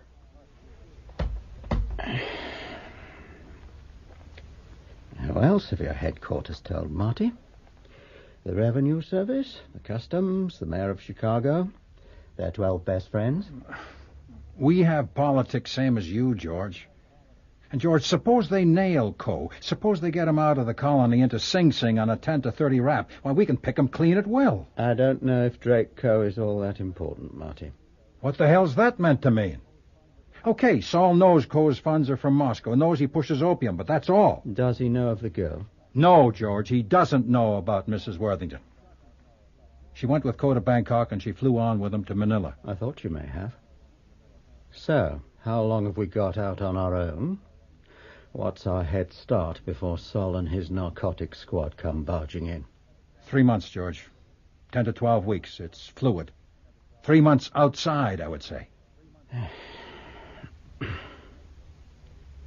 Yesterday we had all the time in the world.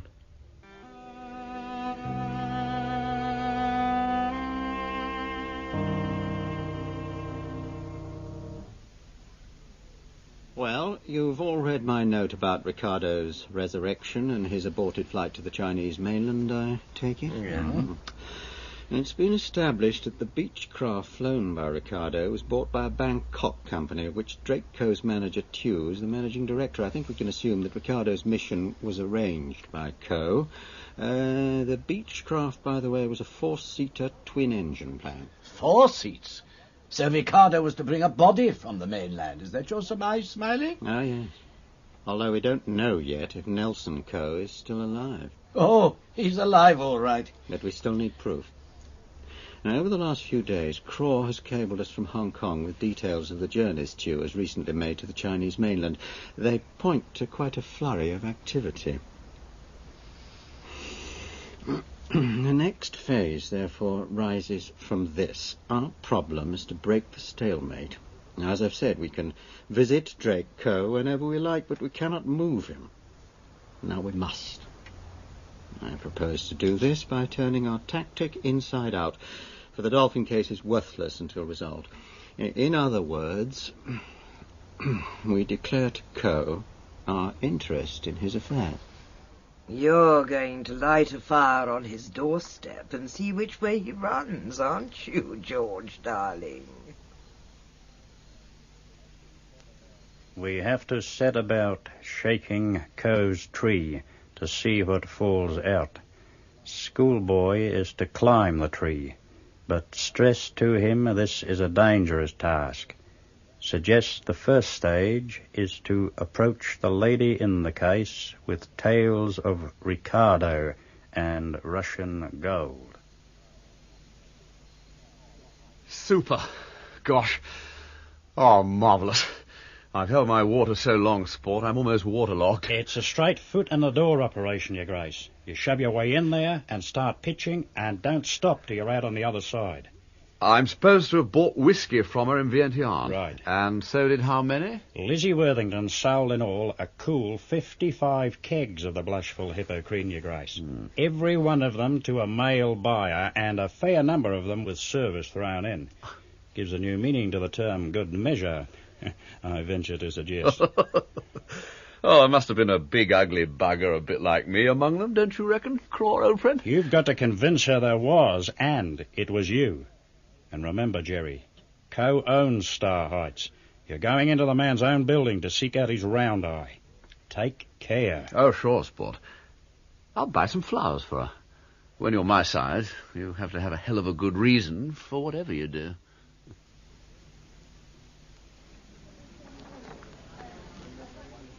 Evening. Social rush hour time.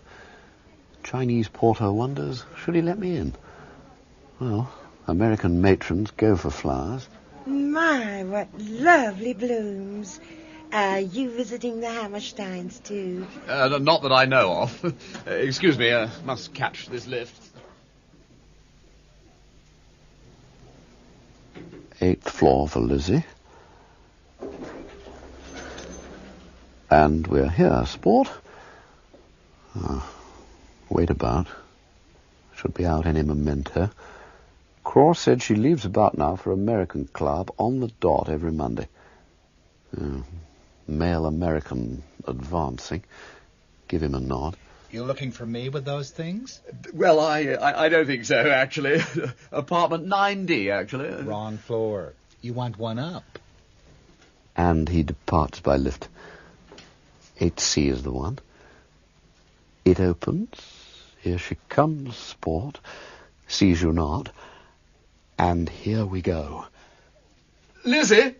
Hey, Lizzie! It's me, Jerry. Who? What? Lizzie Worthington, House of Whiskey. Remember me, Jerry, chum of Tiny Ricardo's?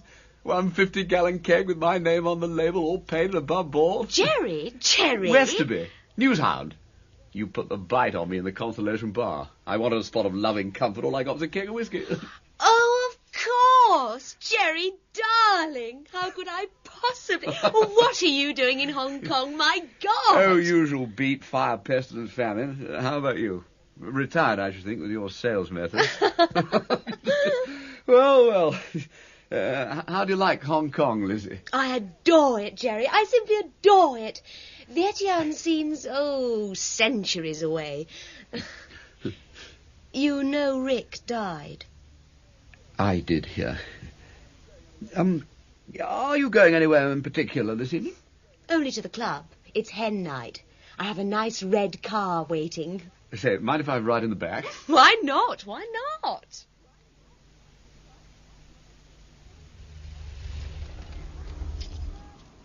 Why did you do that?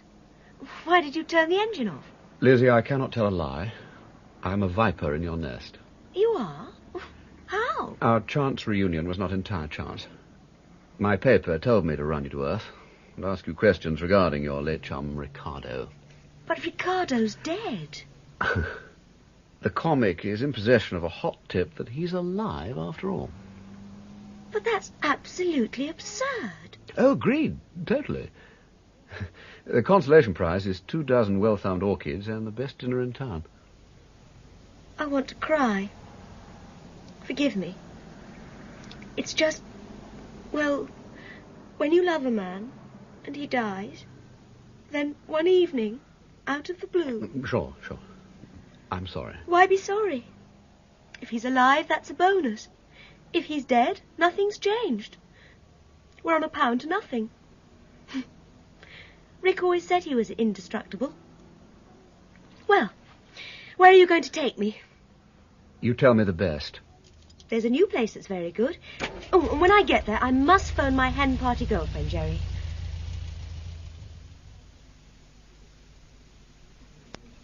Those little scars on your lovely chin, left and right. What did it? How did you get them? Oh, hunting innocent foxes. My dear papa was horse mad. He still is, I'm afraid. Where does he live? Daddy? Oh, the usual tumble-down schloss in Shropshire. Miles too big, but they won't move. No staff, no money. Ice cold 3/4 of the year. Mummy can't even boil an egg.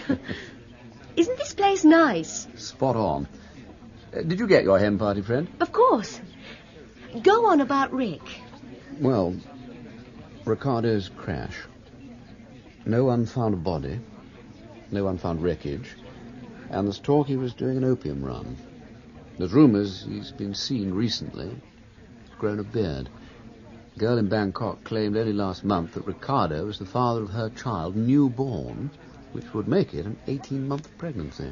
It wasn't Rick's way to run, Jerry. The whole world was going for him. That whiskey selling was only honest on your part. The distillers, the creditors, the law, local community, every one of them was going for him, till one day, bingo, writs withdrawn, shades of prison recede. Who's the mystery angel? Who bought his debt? Oh, Mr. Tew! What a marvellous coincidence. It's Mr. Tew. Oh, Lisa, what? You all right? Do come and join us, Mr. Tew. He's interviewing me, Mr. Tew, all about Vientiane and the poor pilot I tried to help 100 years ago. Jerry, this is a very good friend of mine who helps look after me. Yeah, we met at the racecourse. Sure. You're the horse rider, okay? Okay. Mr. Tew, you're my witness. You must remember every word I say. Jerry, go straight on, just as if he wasn't here. She'd have to Mr. summon Tew Tew. is as silent as Should the have realised. grave. So Won't should you? the circus. Darling Ricardo's Mr. too Tew. hot for her alone. It's so exciting. Still, Tew is a gift from Now, the gods. do just Tew sit there. straight to Co. Waiter! Do have the beef, Mr. Tew. We can have such a friendly chat, can't we? So, what you looking for, Mr. Westby? You're a horse rider. Why you bother pretty girls, okay? Good point, Sport. Horses much safer, right? He's looking for Ricardo, Mr. Tew. He thinks Ricardo is alive. Lisa, tell you that. She tell you Ricardo's still around. Who, old boy? I didn't get that first name. Lisa, she tell you. Oh, Lizzie. No, she didn't tell me. I never reveal sources, Mr. Tew, which is sometimes a journalist's way of saying he's made something up. A horse rider's way, okay? That's it. Oh, listen, Jerry. Ricardo was so lucky. He got into the most frightful debt, and suddenly my lovely dotty Chinese friends who ran Indo-Charter, such a funny little airline, decided they needed another charter pilot. They settled his debts, they gave him an old banger to fly. Lizzie, when Ricardo went missing, he wasn't flying an old banger. He was flying a brand new Beechcraft. Indo-Charter never had a Beechcraft to their names. My editor checked it through. Hey, Mr. Westby. Maybe Lisa stole them an aircraft. Maybe she go out night and steal aircraft. Mr. Tew, that's very naughty of you. But it was a complete fairy tale. I mean, one moment Rick owing us all money, my allowance from Daddy included, and the next thing we knew he had work. He was in the clear. All those other pilots grounded, and Rick flying all over the place like a blue-ass fly. Hey, listen, I'm pretty good.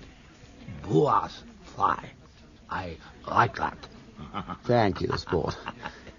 What would Indo-Charter like to work for, Lizzie? Fabulous. It was pioneering, which is what drew them to me in the first place. I mean, I could perfectly well have simply lived off Daddy or my aunts. All we started out with was a couple of dreadful old DC-3s, literally stuck together with string and chewing gum. And we flew anything. Cars, vegetables, pigs. There's a story that you people had some local Russian embassy link in Vientiane. That ring a bell at all? Russians? Why on earth should Russians come to us? They had their own flights in and out. Not even local run? Never.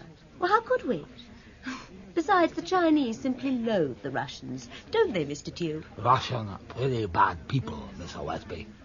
They smell pretty bad. My editor's convinced he can do a story about Ricardo's Soviet paymasters. Paymasters? What are you talking about, Jerry? Yeah, my editor, Liz, it's his idea.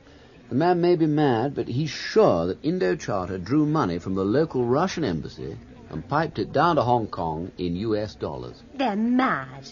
I've never heard such nonsense. You want to stick to horse riding. Hear that? In my opinion, you'll get more money that way, Westby. Okay? Dealing with beautiful women, said Craw, is like dealing with known criminals. And the lady you're about to solicit undoubtedly falls into that category. Elizabeth Worthington, a criminal? She's done some things. A known criminal? Yes. Known, I'd go along with, absolutely. See it like this. The way she stared at the beastly Tew. A caged stare. Caged. I've known that face, and that look, and that dependence all my life also. I've known you, so it seems, all my life, Lizzie. I've been waiting to meet you all my life, Lizzie. And now I don't mean to ignore the signs. You're my sort of woman, Lizzie.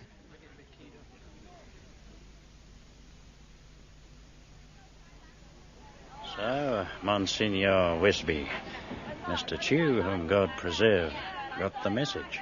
Clear and loud, Craw. You're convinced Lizzie Worthington knew nothing of the Russian money? Not a single thing, Jerry? I'm sure, Sport. She knew Ricardo wasn't dead. She acted as though he was and had come alive. But the Indo-Charter Russian money surprise wasn't acting. And Brother Tew? As I said, he understood. The Beechcraft knowledge caused him thought just a moment before the bad joke that Lisa stole it. What's his attitude to Lizzie? Pure contempt, old Sport.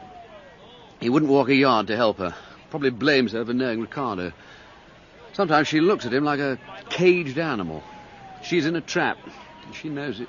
Tew could have shut her up, Your Grace, but chose not to. You got anything else on your mind? Yes.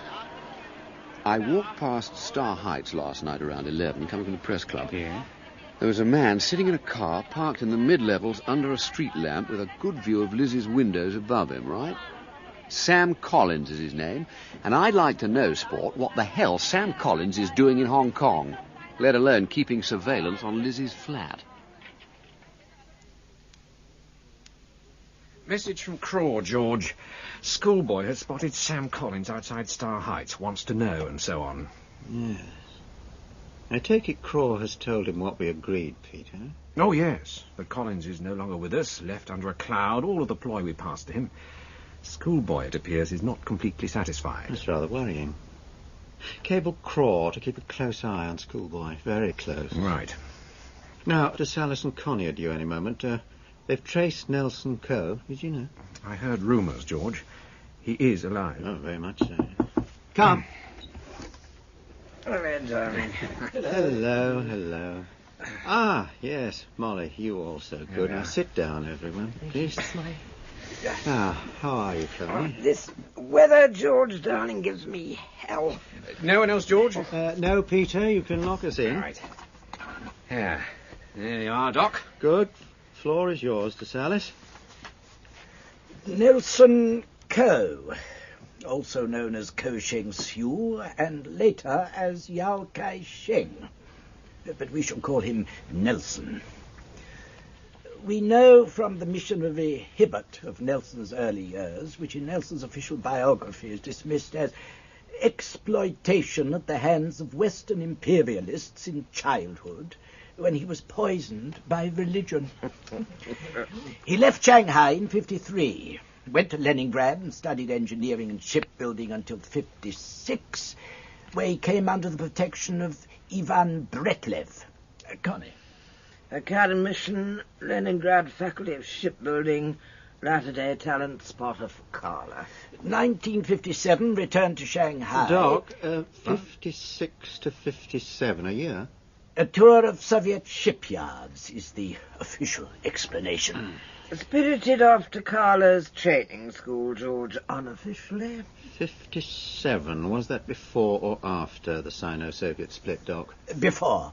The split began in earnest in 1959. So we can assume that after Karla's training he went back to China as a mole, right? He did well for himself. Seats on various naval planning committees. Molly. Well, by 1963, his name pops up regularly in the Cousins Peking watch reports. So, until the Cultural Revolution, he was on his way. Mao's madness disgraced him. 1967, this. The usual grim story, one supposes, Chief. The dunce's cap spat on in the streets, indoctrination camps, labour education, his family beaten up. When did he start his way back? He was back in Shanghai by 1970. Probably doing menial jobs. But he soon started to be functional again. He has what Peking needs most. Brains, technical know-how, experience. He was formally rehabilitated in January 1973. Let me see. Payments to Draco have their beginnings in when? Mid-72, and they rise steeply in mid-73. Oh, the more Nelson knows, the more he can tell, the more he gets. His rehabilitation was swift.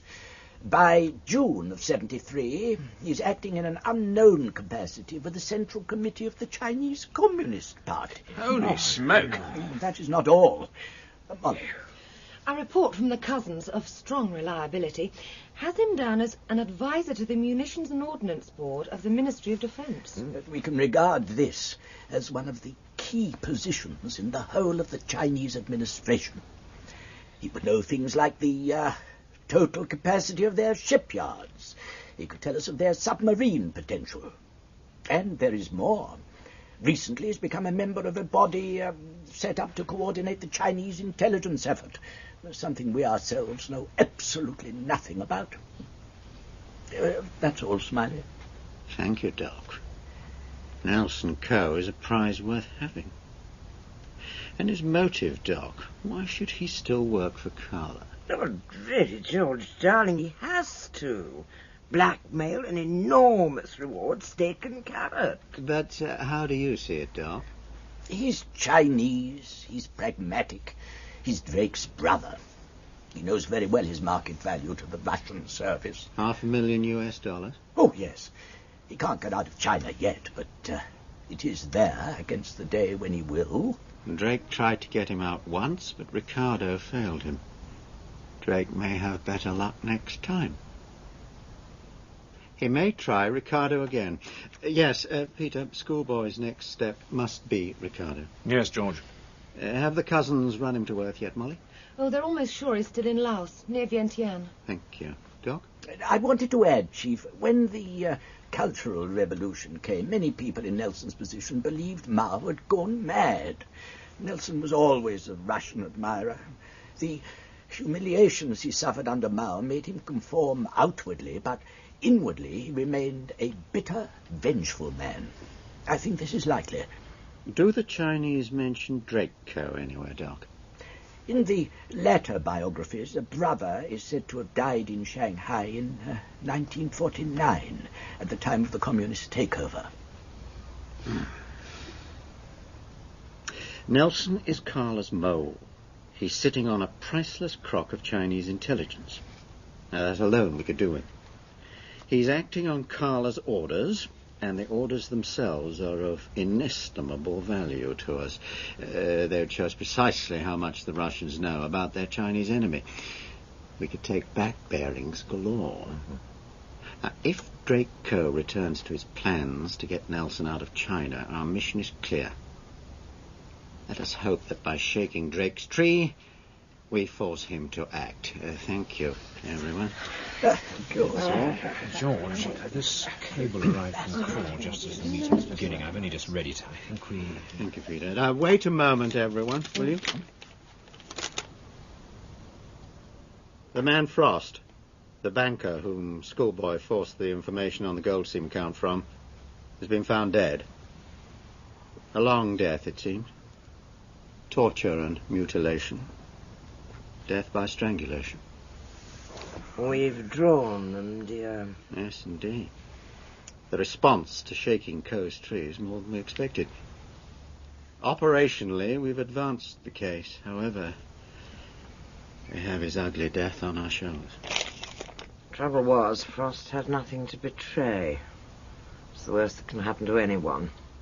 You could only give them the name of one journalist, Schoolboy, which they had already. Is Schoolboy at risk, Doc? Not in my opinion. In Coe's eyes, Schoolboy is only a journalist. By removing one journalist, he will not remove the risk.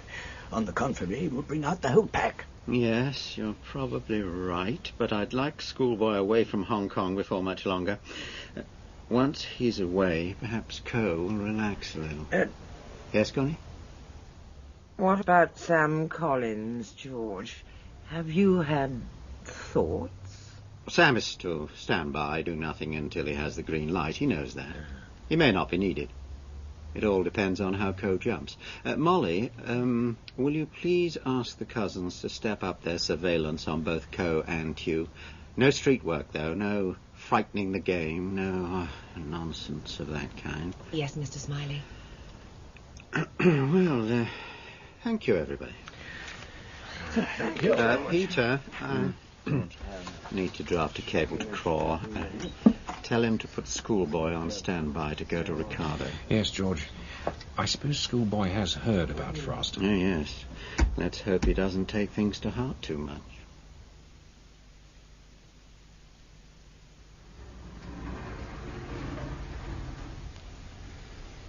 The bank is offering a reward of 50,000 Hong Kong dollars. They took weeks. Killed him twice. Poor little Frosty. Once to make him talk, once to shut him up. A vicious case of mugging. Give or take a little. Gerald Westerby killed him. He was a loyal servant of the bank.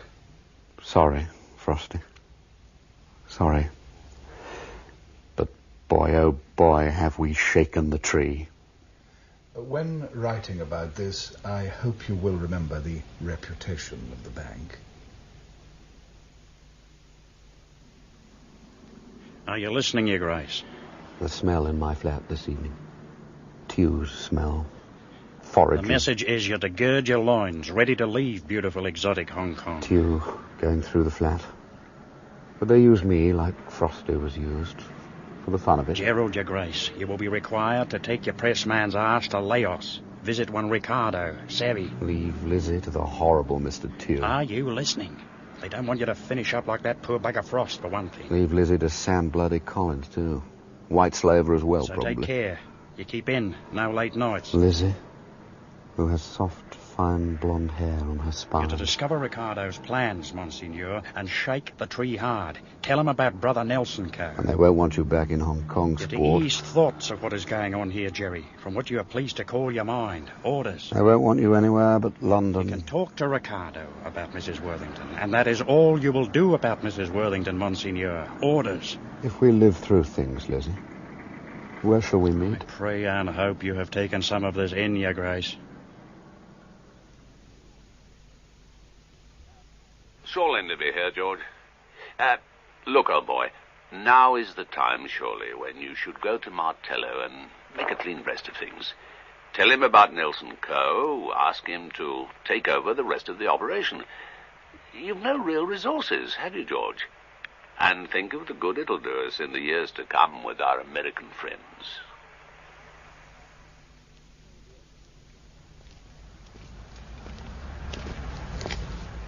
Do you mind walking with me to the cousins, Molly? Not at all, Mr. Smiley. It's a fine day. Yeah. Peter tells me that all is deadly quiet in Hong Kong. Yes, it is. Cow and his man, Tew, seem to be waiting for something. And we cannot let them wait much longer. Well, that zeal of the land narcotics man Sol will arrest everyone in sight. Oh, yes. He'll have to wait for Co to leave Hong Kong, though, which could well be quite the wrong time. For us, that is.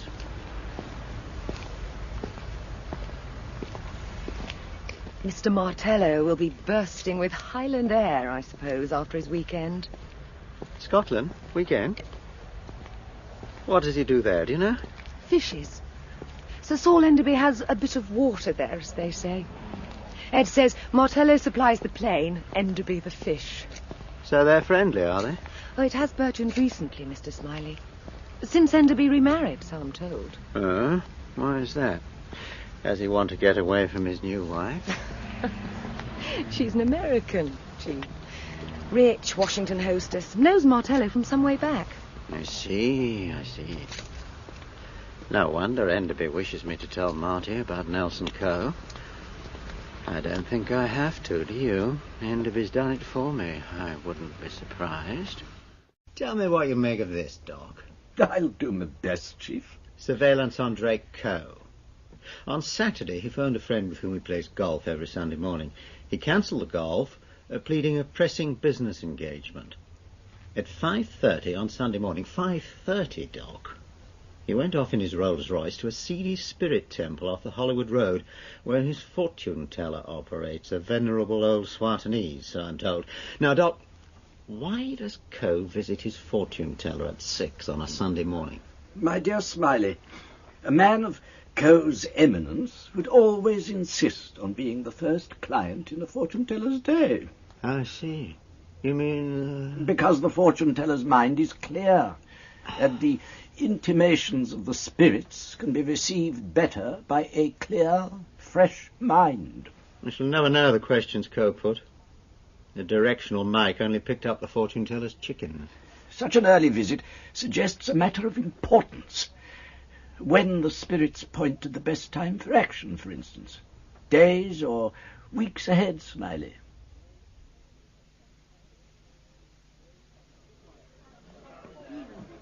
Come to collect me, Craw, old sport? I thought I might find you here, Jerry. Super club, this. Marvellous. Fantastic bores. Did you walk here, by any chance? Just so. Went past Starry Heights, fast enough. And there was dear old Sam sitting in his car watching Lizzie's windows. Reading a sporting newspaper, actually. There were no shadows on your path, I hope, Gerald. Didn't see a thing. Didn't feel a thing. Instinct, you know, Craw, old sport, is what I go by. Even when you're in a fairly intoxicated condition, Your Grace? Well, However, all appears as quiet as a graveyard after the last trump. Not a Chinaman to be seen. It can go on forever and We have ever. our orders, Jerry. They've just arrived. In the morning, you'll set course for Ricardo. Good old George. Always comes to the rescue. Do we know where the said Mexican hangs out, or do I have to shout in people's ears? He's been pinpointed absolutely, but it won't be an easy journey. No? Good. Well, better get back. Tell old Luke he can have my flat until I return. Good old Lukey. American news hound, you know. Where's Cole gone to, George? Where's he sailed away to? Why ask me questions you know I can't answer, Marty? Look, I wanted a helicopter over them. You said no helicopter. My dear Marty, I can't imagine why you're panicking. I'm concerned, George. Concerned, that's all. How many days has Coe been going out? Peter, what is the pattern? The first time was 4 days ago, in his cruiser, the Admiral Nelson, with Tew. They sailed out in the morning, came back that evening at dusk. An overheard conversation suggested they'd been swanning round the Hong Kong Islands, no more. They did exactly the same thing for the next 2 days, coming back each time on a different tack. This morning, their time, the Admiral Nelson set out again, as usual, and so far hasn't returned. It's been gone 22 hours.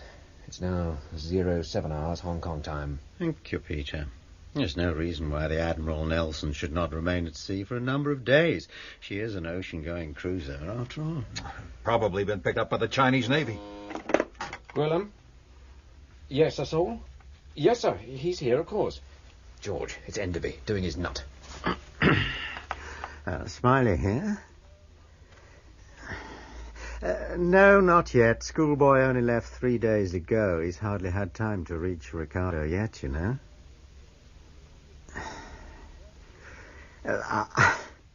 I don't think Drake Coe has any interest in visiting China.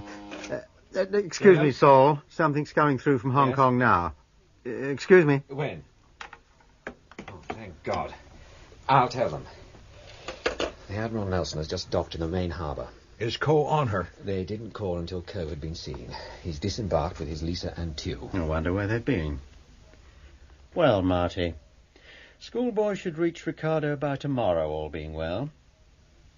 I think, Peter, it is time Sam Collins went in. Let him know, please. I will, George. I think you know what it is, Marty, don't you? You're a bastard, Sam. You always were. It's all for old time's sake, Lizzie.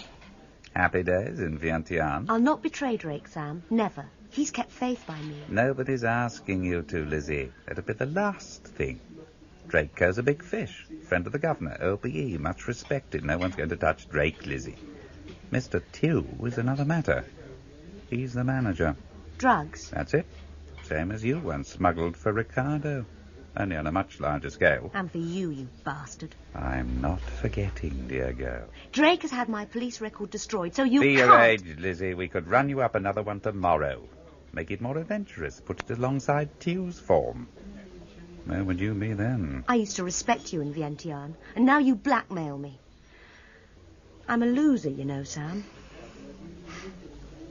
So who wants to bug my apartment? Narcotics. But we'll have access. We?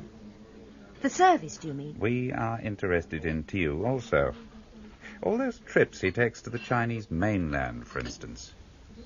Oh, well, the service is different. Okay, I'll help the service. That's what I like to hear. That's like the Lizzie I knew.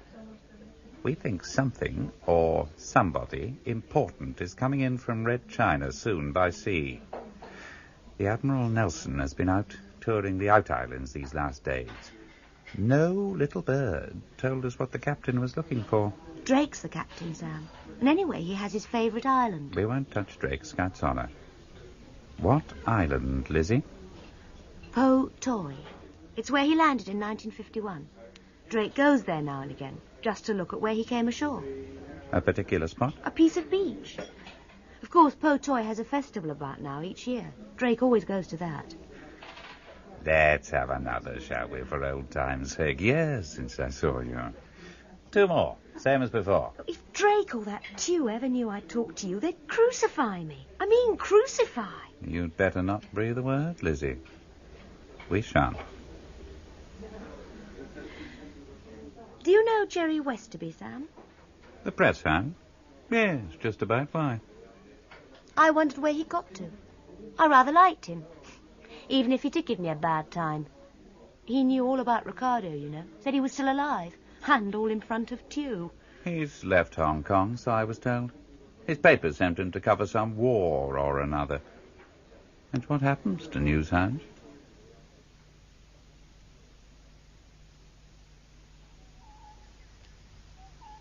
Ricardo's lair. House on stilts. In the middle of a wide path with all-round vision. Somebody moving between the stilts. Only a couple of Thai girls. Field at the back. Shed big enough to house a beechcraft. Right. Here we go, sport. Fanny? Fanny? My name's Westerby. I think you knew I was coming. I'm a poor journalist with expensive ideas. What do you want, Westerby? Somebody told me you got killed on the way. I want to blackmail Drake Coe. $2 million. Your freedom, Ricardo. 2 million each.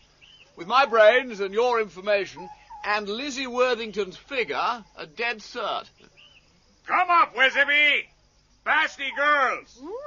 Up the stairs and through the trap. Slowly. Gun barrel like a cycloptic eye above. Tew would have told him, here, Wesby, out. Kill him afterwards, perhaps? This man is Tew's prisoner, remember, sport. Up into the room. Small arms museum. AK-47 on tripod, covering Take off your all jacket, approaches. please, Westerby. Grenades, ammo, fridges, ice maker. No electricity. Nudes on walls, books on company law, virgin You play and tennis? Christ child. You got muscles like a gorilla. I like very much tennis. I'm an extremely good player. Why you come here unarmed, huh? Sometimes you gotta hide with the enemy to get away from your friends. How you get here, Westerby? Oh, you saw the car. Found a local driver, Mickey. I know the man. I ride horses, Westerby. Box, shoot. I got degrees. I fly an airplane.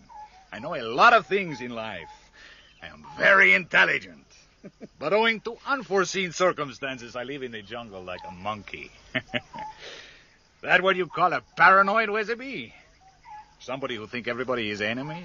I rather think it is. Well, these paranoid got real enemies. Oh, with $2 million, I'm sure most of them could be eliminated. Westerby, I must tell you honestly, I regard your business proposition as crap. You know, Westerby, I definitely heard you had an accident. Hey, you want a drink? Yeah, I'll pour it for myself. They say you took my little Lizzie out to dinner. That true? I took her out to dinner, yes. You screw her? Mr. Tew joined us. What's that mean, Westerby? You see Lizzie again, tell her. I, Ricardo, forgive her. I train her. I tell her a lot of things. Art, culture, politics, business, religion. I teach her how to make love, and I send her into the world. You know that movie, Pygmalion? Well, I'm the professor. A girl like that, from nowhere, an English scrubber. She got a kid, you know that? She walk out on him, imagine. Such a mother, huh? Worse than a whore. You gone deaf, Westerby? I said outline to me your business proposition. I thought if you told me what it was Drake Coe wanted you to do that time you flew for him, and if Lizzie could get me alongside Coe, and we all kept our hands on the table, we'd have a good chance of taking him to the cleaners. Oh, you crazy, Westerby, crazy. Not if Coe was asking you to fly into the China mainland for him, I'm not. And that's only for openers. China, Westerby, China? The China mainland? You talk through your ass. What makes you think I fly to China for coal? Ridiculous, laughable. My editor makes me think it, Sport. My editor gets to know things. Such as, soon after you died in that crash, you sold a great lump of opium to a friendly American narcotics man. Coe's opium, not yours to sell at all. Meant for the China mainland. Your editor is crazy, too. I don't like your editor, Weatherby. My editor thinks Coe wants to reintroduce the opium habit to the mainland, slowly creating new markets. You follow me? Now, if this is so, Coe would go a very long distance to prevent the information getting out. Those Chinese can be very hard people, Weatherby. Yeah, oh, sure, Sport, sure. That's not all we know, either. There's another aspect altogether, even more lucrative. What is that, Weatherby? What are these other aspects you refer to? Kindly tell me, please. Oh, I think I'll keep that warm while you give me a little something in return. You're some crazy fellow. Holy Maria, that Chewy, a pretty rough guy. You mess with a guy like Chew, you got pretty big trouble. We'll beat them at their own game. Coe's a very legal-minded man. We'll use English lawyers, we'll collect witnesses, we'll stack it so high a board of bishops couldn't knock it down. I got 50 acres of land in Bali, Weatherby. You come into business with me. We develop these things together. Build 50 houses, make a colony. I need hard facts. Dates, times, places. When you've told me, I'll trade you. I'll explain those other aspects to you. Sure. We screw him. Sure we do. In Vietnam, I fall in love with this girl, Weatherby. I fall in love. This is very rare and holy to me. Black hair. Let him go on. Straight back. He's no one to talk to about himself. So let him confess. With confession, all you have to do is tilt the stream a little. Dead. Bits of bodies. Enough, Dope. Ricardo. Jesus, that was some shooting I wore. Twice I fly into Yunnan province. I am fearless, Weatherby. Totally. Even my good looks do not make me afraid for myself. Listen, I snap my fingers, Lizzie come back to me, okay? So how did it go with Tew and Drake? You confuse me, Weatherby. If I tell you too much, I have to shoot you. I'm a very talkative person, you follow me? About Tew, Ricardo. Tell me. When Chu came to Vientiane, I got Lizzie to find out about him. Found he was a big cat in China Air Sea. He came to me, the best pilot in Vientiane. Wanted me to fly opium to a friendly country. I told him I never yet heard an Asian country with a friendly neighbor. Chu laughed at my joke. Did he offer a price? Pay my debts, keep me on salary with Indo Charter, tell me to wait. So when did the kissing stop? What the hell you mean? Well, how long did you draw your pay and kick around before Tew gave you orders? 6 weeks. Listen, I tell you how it happened. We went up country then. They gave me a dandy little beechcraft. Then Chu tells me I'm to fly into China, 50 miles in. He gives me instructions where I land. Here I am to unload the opium, collect the package. He don't say what kind. He tell me, you do that and keep your big mouth shut, and we will look after you all your life like you are our son. But you screw us, or you go big-mouthing around town, we definitely will kill you. Weatherby, I am very concerned. I see it go wrong. I see Ricardo in a wooden cage, no women, extremely lousy food, no place to stand or sleep or sit. Called an imperialist spy and running dog, to be locked up all my life in China for pushing opium. I am not enthusiastic. So you took off and headed north? I never flew so good in my life. North, then east, very low over the mountains, then south again. After that, I became like the Flying Dutchman. I flew, I hid, I kept away from everyone. Chu had me posted dead. I did not object to being dead. Where was Lizzie in all this? Lizzie? In Vientiane. On the moon, in bed with Chu. What the hell I care? Did she know of the deal with Tew? I never knew a woman so irrelevant. Listen. I gave her to Draco, okay? I make fortune. She knew nothing, Weatherby. referred to another aspect of the case? Kindly advise me what it is, Weatherby. Coe has a younger brother in Red China. Used to be called Nelson, now a big beef with Peking. Coe's been trying to get him out for years. The package you were to bring back was Brother Nelson. That's why Coe was going to love you like his own son if you brought him out. And kill you if you didn't. Holy Maria. Now, with that information, if we can't touch Coe for $5 million, we're crazy. $5 million. Listen, that's some smart research you guys did. $5 million. That's some smart editor you work for. Hey, you be my business partner. Like you say, I need an Englishman in my life. You hold me down a little. You do that for Ricardo? No problem. $5 million. Hey, what a deal, horse rider. Listen, I gotta tell the girls below some little thing. You play with the guns a minute, okay? Oh, yes, of course. Yes, of course. Jesus. Personal family thing regarding girls. You stay there, Weatherby. My driver's with the girls. So where's Ricardo going? Out? Write something for him. Address. Reach me here any time, sport. Yeah. That looks authentic. South Sui Street. Marvellous. Now, he likes contracts. All right. I, Jerry Westerby, do solemnly swear to share with my friend, Captain Tiny Ricardo, all proceeds relating to our joint exploitation of his life story. There he is. Been visiting the car, has he? Something has been arranged. He's coming back. It's getting dark out there. You stay the night, okay? I talked to the girls. They like you. Yeah, I've got to get on, sport. I've written this out. Huh? Yeah. Sure, if you've got to go. Yeah, I have an English lawyer in Bangkok. I'll have him draft a legal deposition. I'll bring it back to you to sign. Fair enough, my friend. Go well, my friend. Super. Yeah. Well, I'll be back. Seeing you.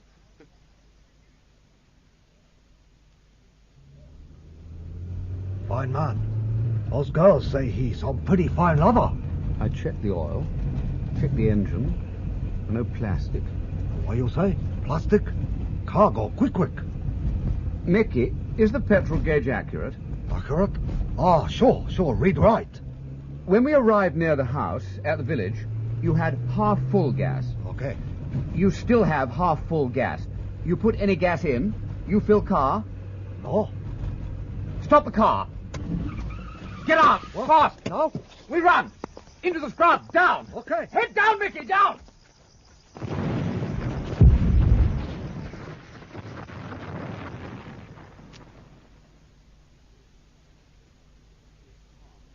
That's a Viet Cong invention. You take out the pin of a grenade, put an elastic band over the spring, slip the grenade into the petrol tank, and wait for the petrol to eat through the elastic band. That took longer than it should, Major. Ricardo must have used thick rubber bands. Is that so? Is that your copy? That's all I have to report. You'll send it as arranged. Thank you, Mr. Westerby. Your orders are to remain here while we dispatch your signal. Your orders are to stand by for confirmation and further instructions. Does that figure, sir? Of course. Super.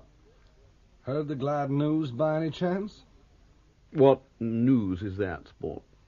We just lost the war, Mr. Westerby. Yes, sir.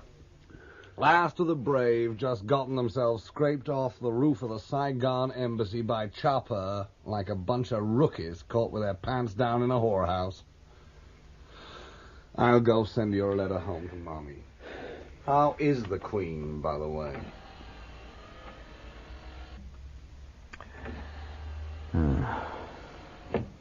Just my luck. A spookhouse major doesn't like the Brits. Oh, tired. Am I tired? Well, have a whiskey. Not that it helps. Fighting soldiers from the sky. That is all I want. Oh, that is the last straw. Well, there's your next stop, Jerry Sport. Somewhere to sleep. Oh, I think of you, Lizzie. Haven't slept the way I like since old Frosty on the slab. Bloody music. Bloody end-of-the-world music. Oh, come on, hurry up. Major lost the war. I want to know. Where to next? Who now? And I want to see you again, Lizzie.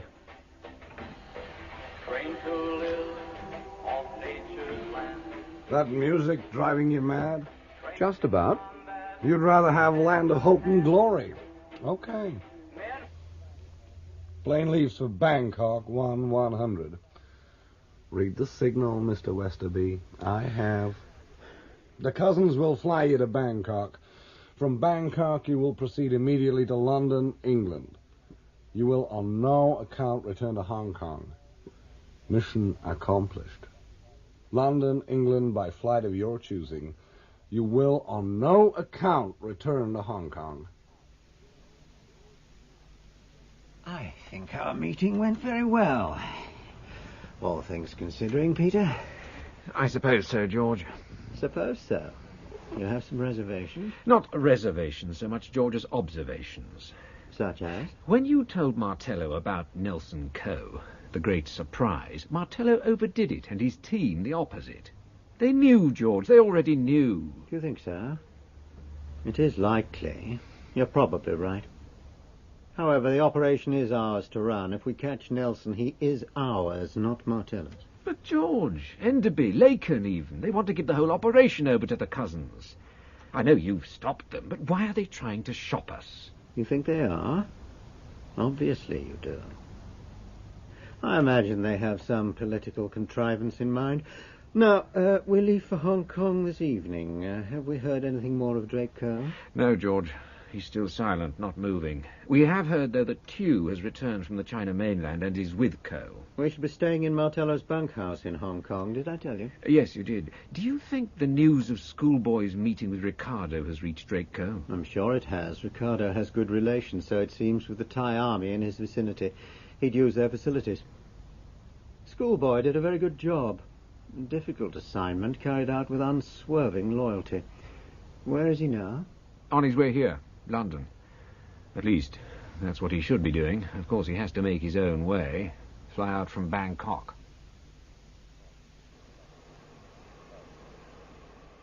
Sorry, George. Dear old George. Got to go to Hong Kong first. Got to see that Lizzie Worthington is all right. You see, George, Lizzie is my kind of loser. And I love her. And I want to remain with her. And you see, George, now that the cousins are in on this, it'll be a much rougher ball game than the sort you would play. And Lizzie could get hurt bad.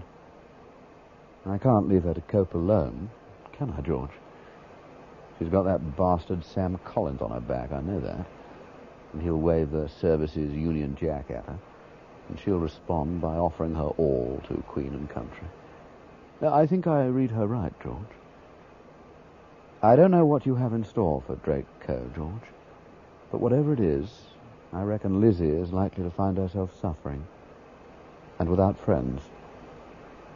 And I remember Frosty, George. So it's high time I took some matters into my own hands. And Lizzie.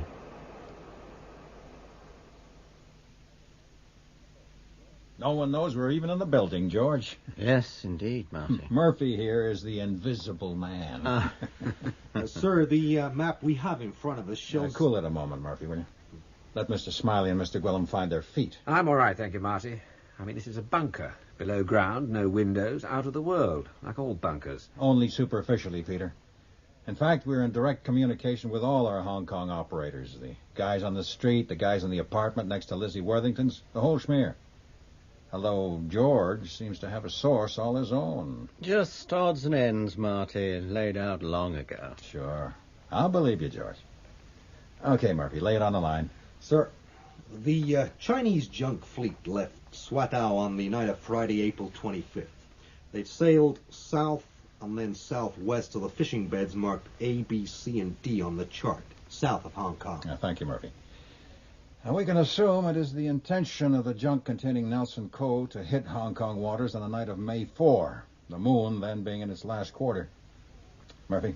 Sir, if we follow precedents right down the line... We do. The escape is to be an exact repetition of Drake's own journey in 51. Well, then our junk should hit the southernmost out island of Po Toi at 2000 hours tomorrow and rejoin the fleet along the Pearl River in time to make Canton the following day, May 5. That size of junk, can she come close in? She can come as close as she wishes, provided always the sea is not too rough.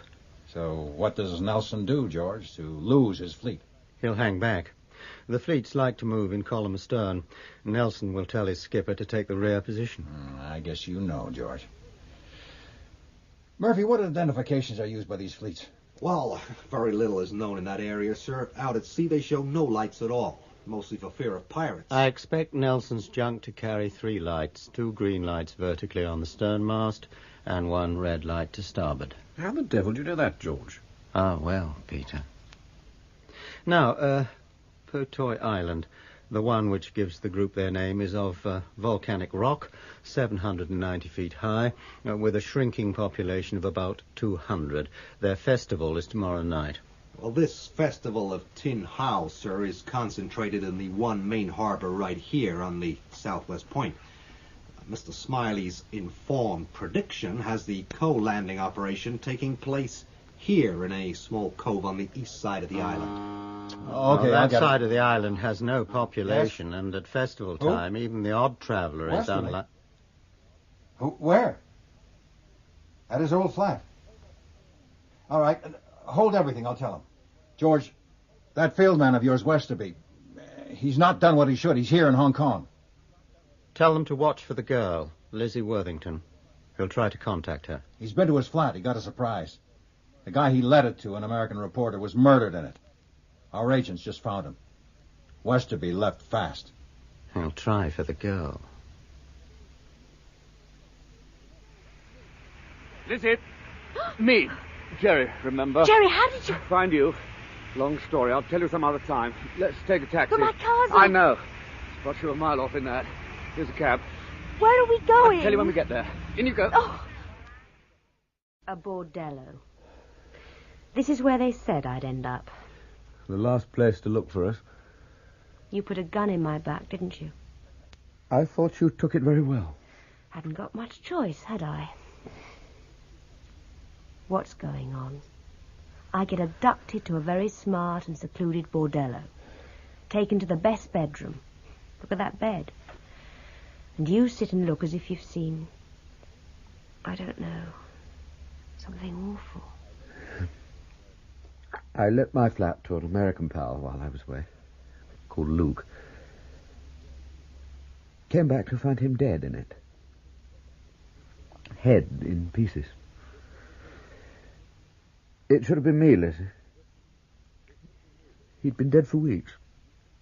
You? Why, Jerry? I paid a visit to your old friend, Ricardo. He seemed surprised I hadn't had an accident, and said so twice. Then tried to fix one for me. Jerry, what the hell do you want? You. For keeps. Is Sam Mellon a friend of yours? Same firm, up to yesterday, but no friend. I'm free and willing, Lizzie. I know. Only, what's happening, Jerry? Why bring me here? Not just to tell me you want me for keeps. The Co thing is getting very grubby. It's not going to work out well. They're very rough boys you're all mixed up with. Co included. Looked at cold, he's a grade A public enemy. Well, I thought you'd like a leg out of it. That's why I came back. My Sir Galahad act.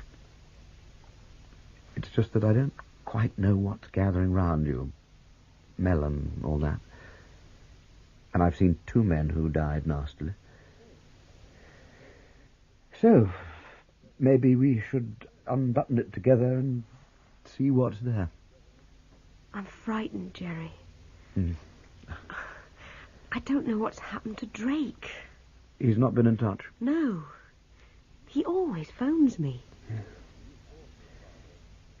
You bought Ricardo his life, didn't you? Chinese arranged marriages every day. It was necessary I got free of Rick that way. Drake and Lisa had a marriage of a sort. Lisa? Why not Lizzie? There'd been a Lisa in Drake's life. The fortune teller said he'd find another. So we gave Lizzie a shove over to Lisa. I started again. New name. Worth. No police record. Then that sod Melon marches in and says he'll get them to rewrite it. What did you have to tell him? About Po Toy Island, where Drake landed in 51. Somebody's coming there.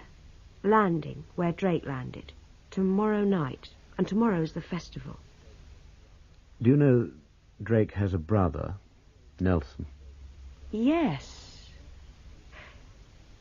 Drake told me the last time we were on Po Toy. This place where Drake landed, could you take me to it? Yes. If it will help Drake. You see, Drake never broke a promise in his life. It will help Drake, Lizzie. And Nelson. We can get a boat over tonight, later. I know someone who'll run us. Will you come? If you say. If it'll help Drake. Her car's been found in an underground car park in Central. Well, at least he's doing something, George. Westerby's doing something, more than we are. What do you want George to do, Marty? Walk the streets till he finds him? Westerby's a professional. He can lie up for months in a town like this and we won't get a scent of him. Well, you guys can shake this town out any time. George, there's a man of yours out there who seems bent on running amok. Nelson Co. is the biggest catch you or I are ever likely to land. Marty, is Drake Co. still on his boat? I haven't heard otherwise. Surveillance are sure no one's left it. It's just possible Westerby may try to reach Co. You have a static post at the quayside. Tell them to keep eyes in the back of their heads. The Admiral Nelson hasn't moved, I take it? No, sir. Still in Po Toy Bay. They say she's a fine sight, surrounded by hundreds of small craft.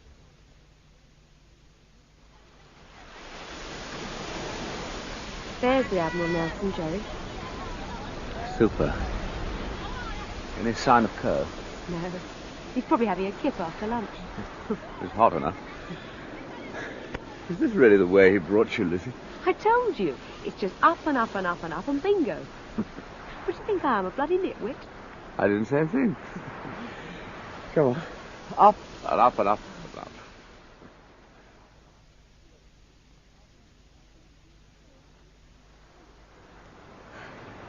Well, here we are. This is where he brought me. It's colder up here. Mind the wind, Lizzie. Cliff edge. The wind hits the face and shoots up. There it is.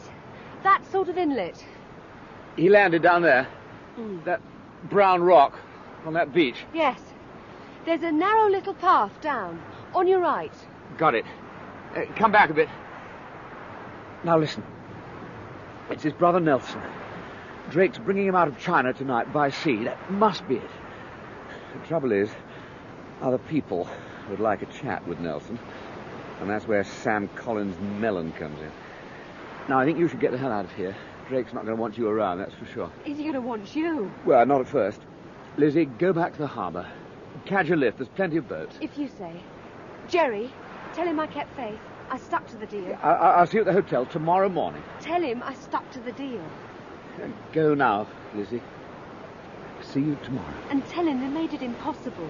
They fenced me in. Goodbye, Jerry.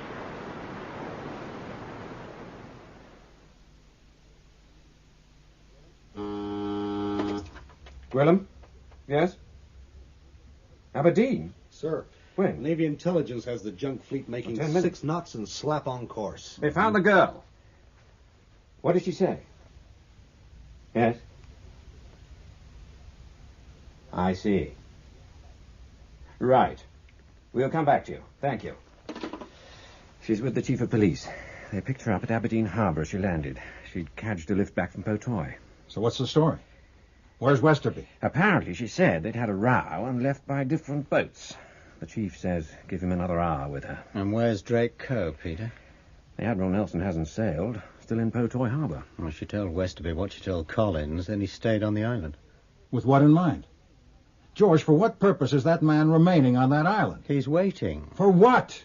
May I inquire? Whatever we do, we must let Nelson land. Why don't we just go right in with the choppers and scoop Nelson off that end junk? Murphy, shut up. Now, right up to the last minute, Drake Coe has one sanction. He can signal his brother not to come ashore. The merest hint of something wrong could persuade him to do that. Okay, George, but what does Westerby want? Now, don't tell me he's one of those Cold War converts with a middle-aged mission to wash his soul in public. Not Jerry Westerby. Never. Oh, maybe he's gone mad. Maybe he thinks his mission is to foul up this operation. Maybe he's got a blackmail thing going, only I can't see how the hell that can be. Well, it could be that he's getting some of his own back, so to speak. You mean he no longer believes, George? He's changing sides or playing his own ball game? Perhaps he sees it all as a conspiracy, Marty. Does he? Well, which is it going to be, that's all? The conspiracy or the cock-up? What does it matter? He's on the island, Marty. We daren't send anyone in after him. Not now. Things are too critical. If he's killing time at the festival, maybe we could seek him out. He's head and shoulders taller than most in the crowd. We could get to him with a minimum of disturbance. I don't think he'll be in the crowd. He's a trained fieldman. He'll see the danger. I'm sure he'll get to where the Worthington girl showed him Drake Coe landed. And he'll go to ground there. It's what the hell motivates Westerby. If we knew that, we wouldn't be playing blind man's buff. Look, the girl belongs to Drake Coe, right? Perhaps he's going to try to trade for her. Oh, shut up, Murphy. Murphy could be right. Look at it like this. Westerby is gone on the girl, hopelessly.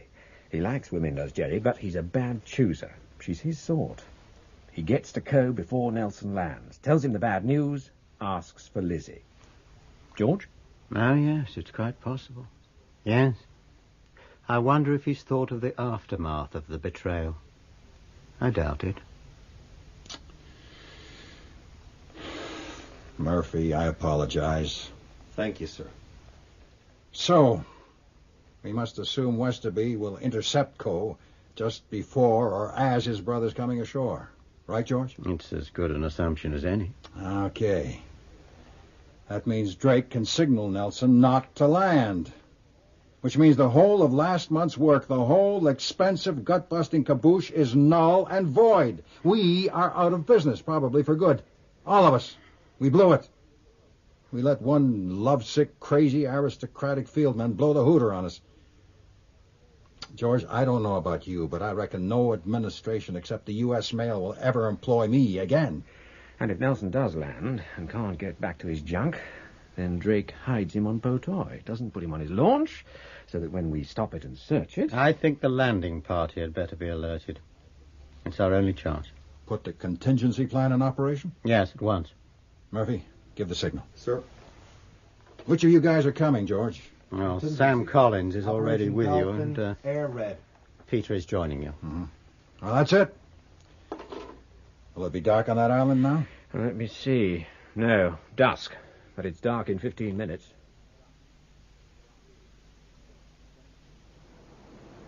Dark now.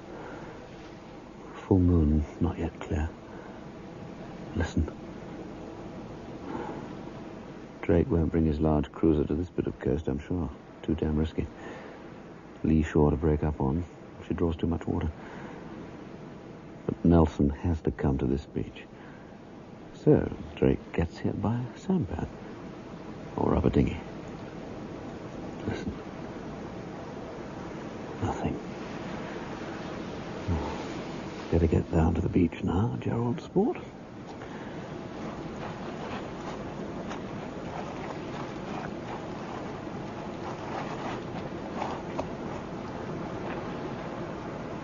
What? Is there something there, offshore? Can't make out from here. Better risk crawling down to the sea's edge. Gently. Gently.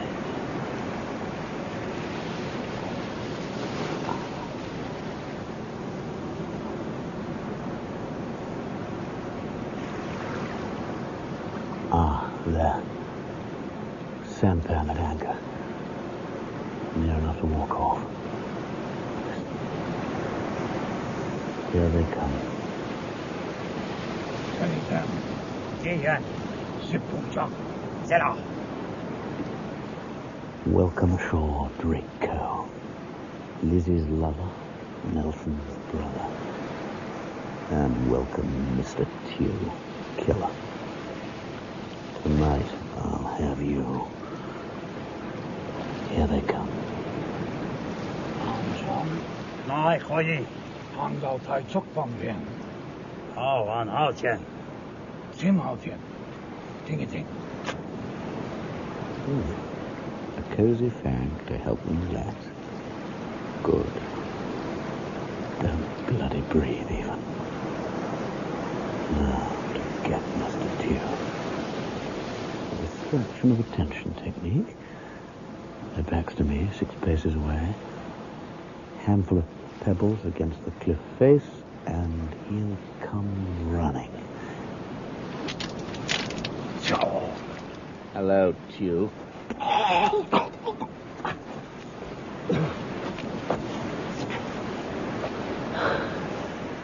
That was for what you tried to do to me. What you did to Luke and Frosty.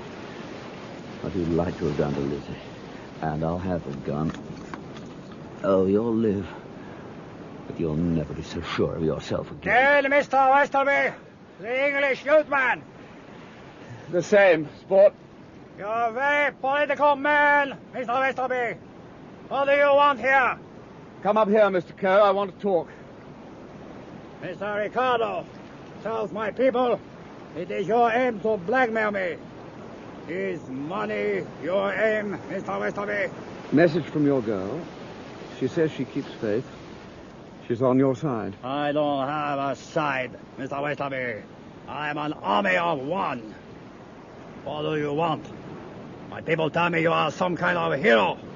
Heroes are very political persons, Mr. Westerby. I don't care for heroes.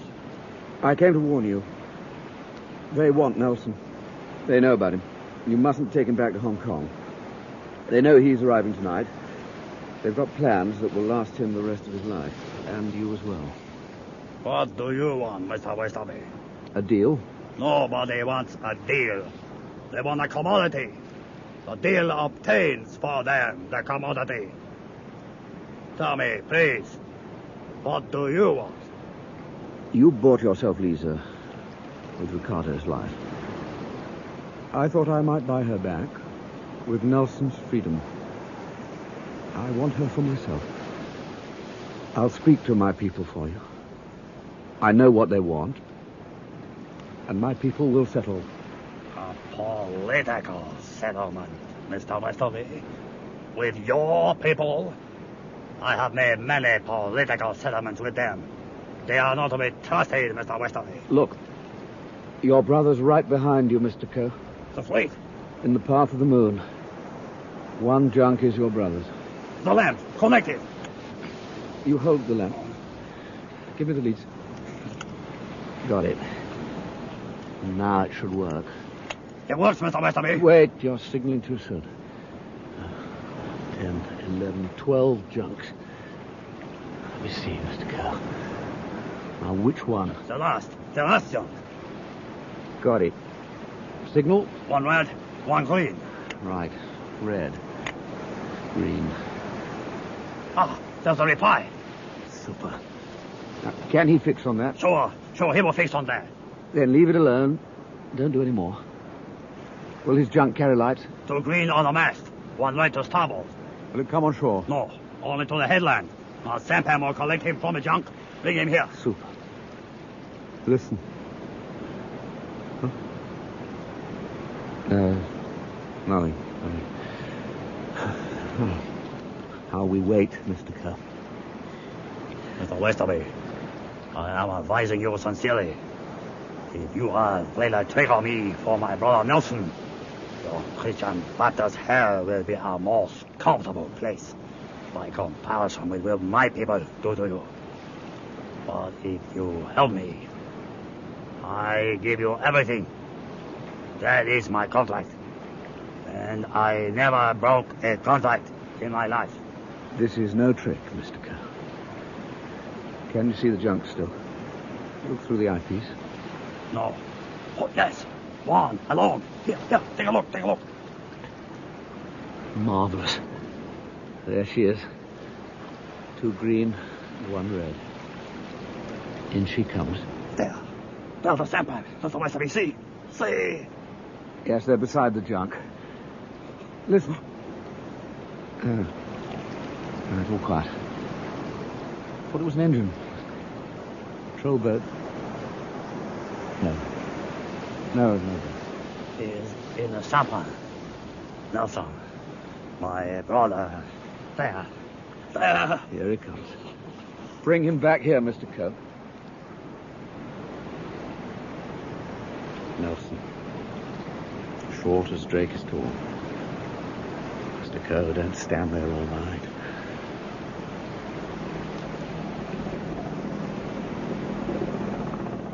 Oh, my God. Get back in the boat. Hurry! Hurry, look! Helicopters! 3 bloody choppers! They've come to lift Nelson, Mr. Coe. Look! They're lowering a cage to snatch him. Keep him out of the searchlights. It's coming down. A cage to hold him. Oh, my God, they've got him! They've got him! They're winching him up! This is me! Westerby! Aye, bastards! Oh, what the hell? What more do you want?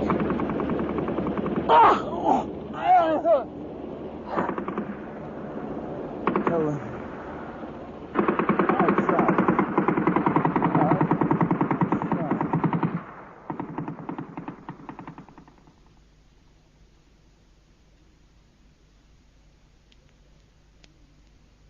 For 5th floor ears only.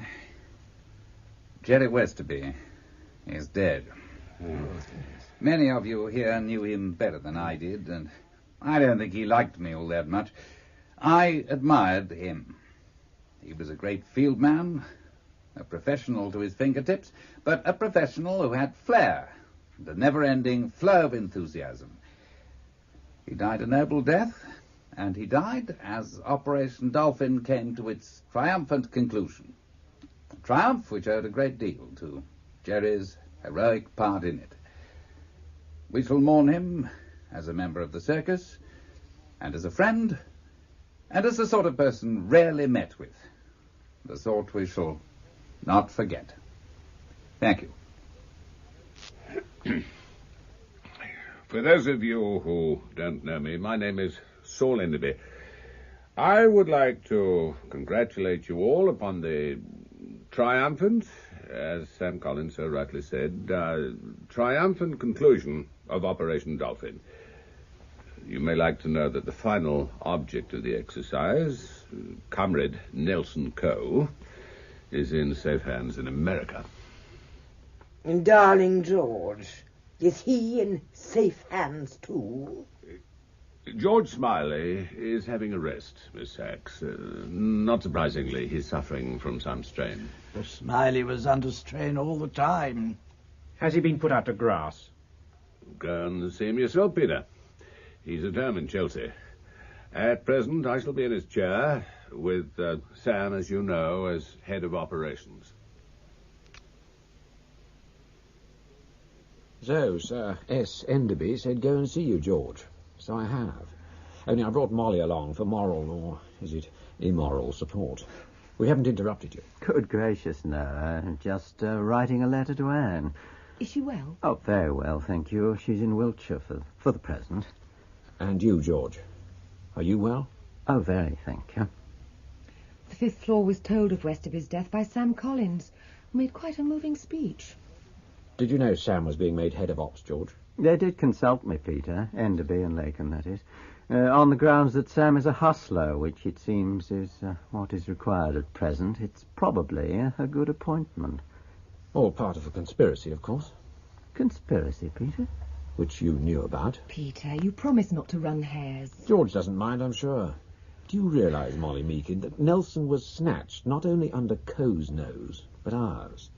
I saw it, as I saw Westerby killed. Well, Jerry was quite another matter. Jerry was a conspiracy of one. Do we know what happened to that Worthington girl? The blonde adventuress. Hong Kong press report, George. She got sent down for 3 years, drug running. Was she doing that during Dolphin? I thought she was Coe's mistress.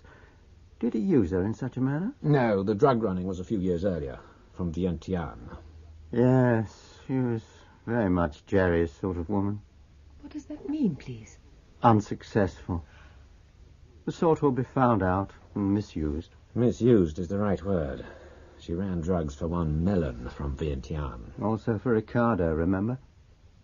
I wonder how her parents will take that. What chance did she have? They were both quite mad, you know. So I gathered. 1 or 2 other Chinese were put away also, Mr. Tu included. Jerry nearly killed him on that beach. I've never thought of Jerry as a violent man. That is, unless in self-defense, so to speak. I met him once only. I thought he was quite dangerous. Ah. To women, I mean, if he set his cap. That's very perceptive of you. And Drake Coe? Has anyone touched him at all? No, he'll still be invited to the governor's tea parties. Have you thought, without Nelson's thumbprint, the gold seam money can't be moved? And it's not a matter of sending the print. Nelson has to be seen to make it. I bet the cousins have a team trying to work that one out. Are you coming back, George? Saul Enderby should make a good chief for these times. The old order has to give way. Connie says she's packing her trunks. DeSalis had lunch with Oliver Laken, but it didn't seem to help. Oh, no, it wouldn't. Still, Roddy Martindale got nothing out of it, did he? No, thank God. You must have known, George, that Enderby and Martello were in each other's pockets. Yes, Molly did explain to me how they went fishing together. In more ways than one. I mean, Enderby conspired with the cousins against you and for your job. The cousins knew they were to get first bite at Nelson from the moment they knew he existed. That was the trading Enderby did for their support. Without their support, he'd not be sitting in your chair now, George. Well, Jerry's mavericking left me with no option. No, I know. And Sam Collins played his part. There wasn't a thing he didn't pass on to Martello. There you're wrong, Peter. I only let him tell Martello stuff of little importance. Sam played his part most loyally, as he knew he had to. Or else. But there was a conspiracy, wasn't there? And you knew about it. Perhaps you even welcomed it. I can't answer your question, Peter, not directly. I was writing something to Anne, though, which has a bearing. Let me read it to you both. I honestly do wonder, without wishing to be morbid, how I reached this present pass. So far as I can ever remember of my youth, I chose the secret road because it seemed to lead straightest and furthest toward my country's goal. The enemy in those days was someone we could point at and read about in the papers. Today, all I know is that I've learned to interpret the whole of life in terms of conspiracy. That's the sword I've lived by. And as I look round me now, I see it as the sword I shall die by as well. These people terrify me. But I am one of them. If they stab me in the back, then at least that is the judgment of my peers.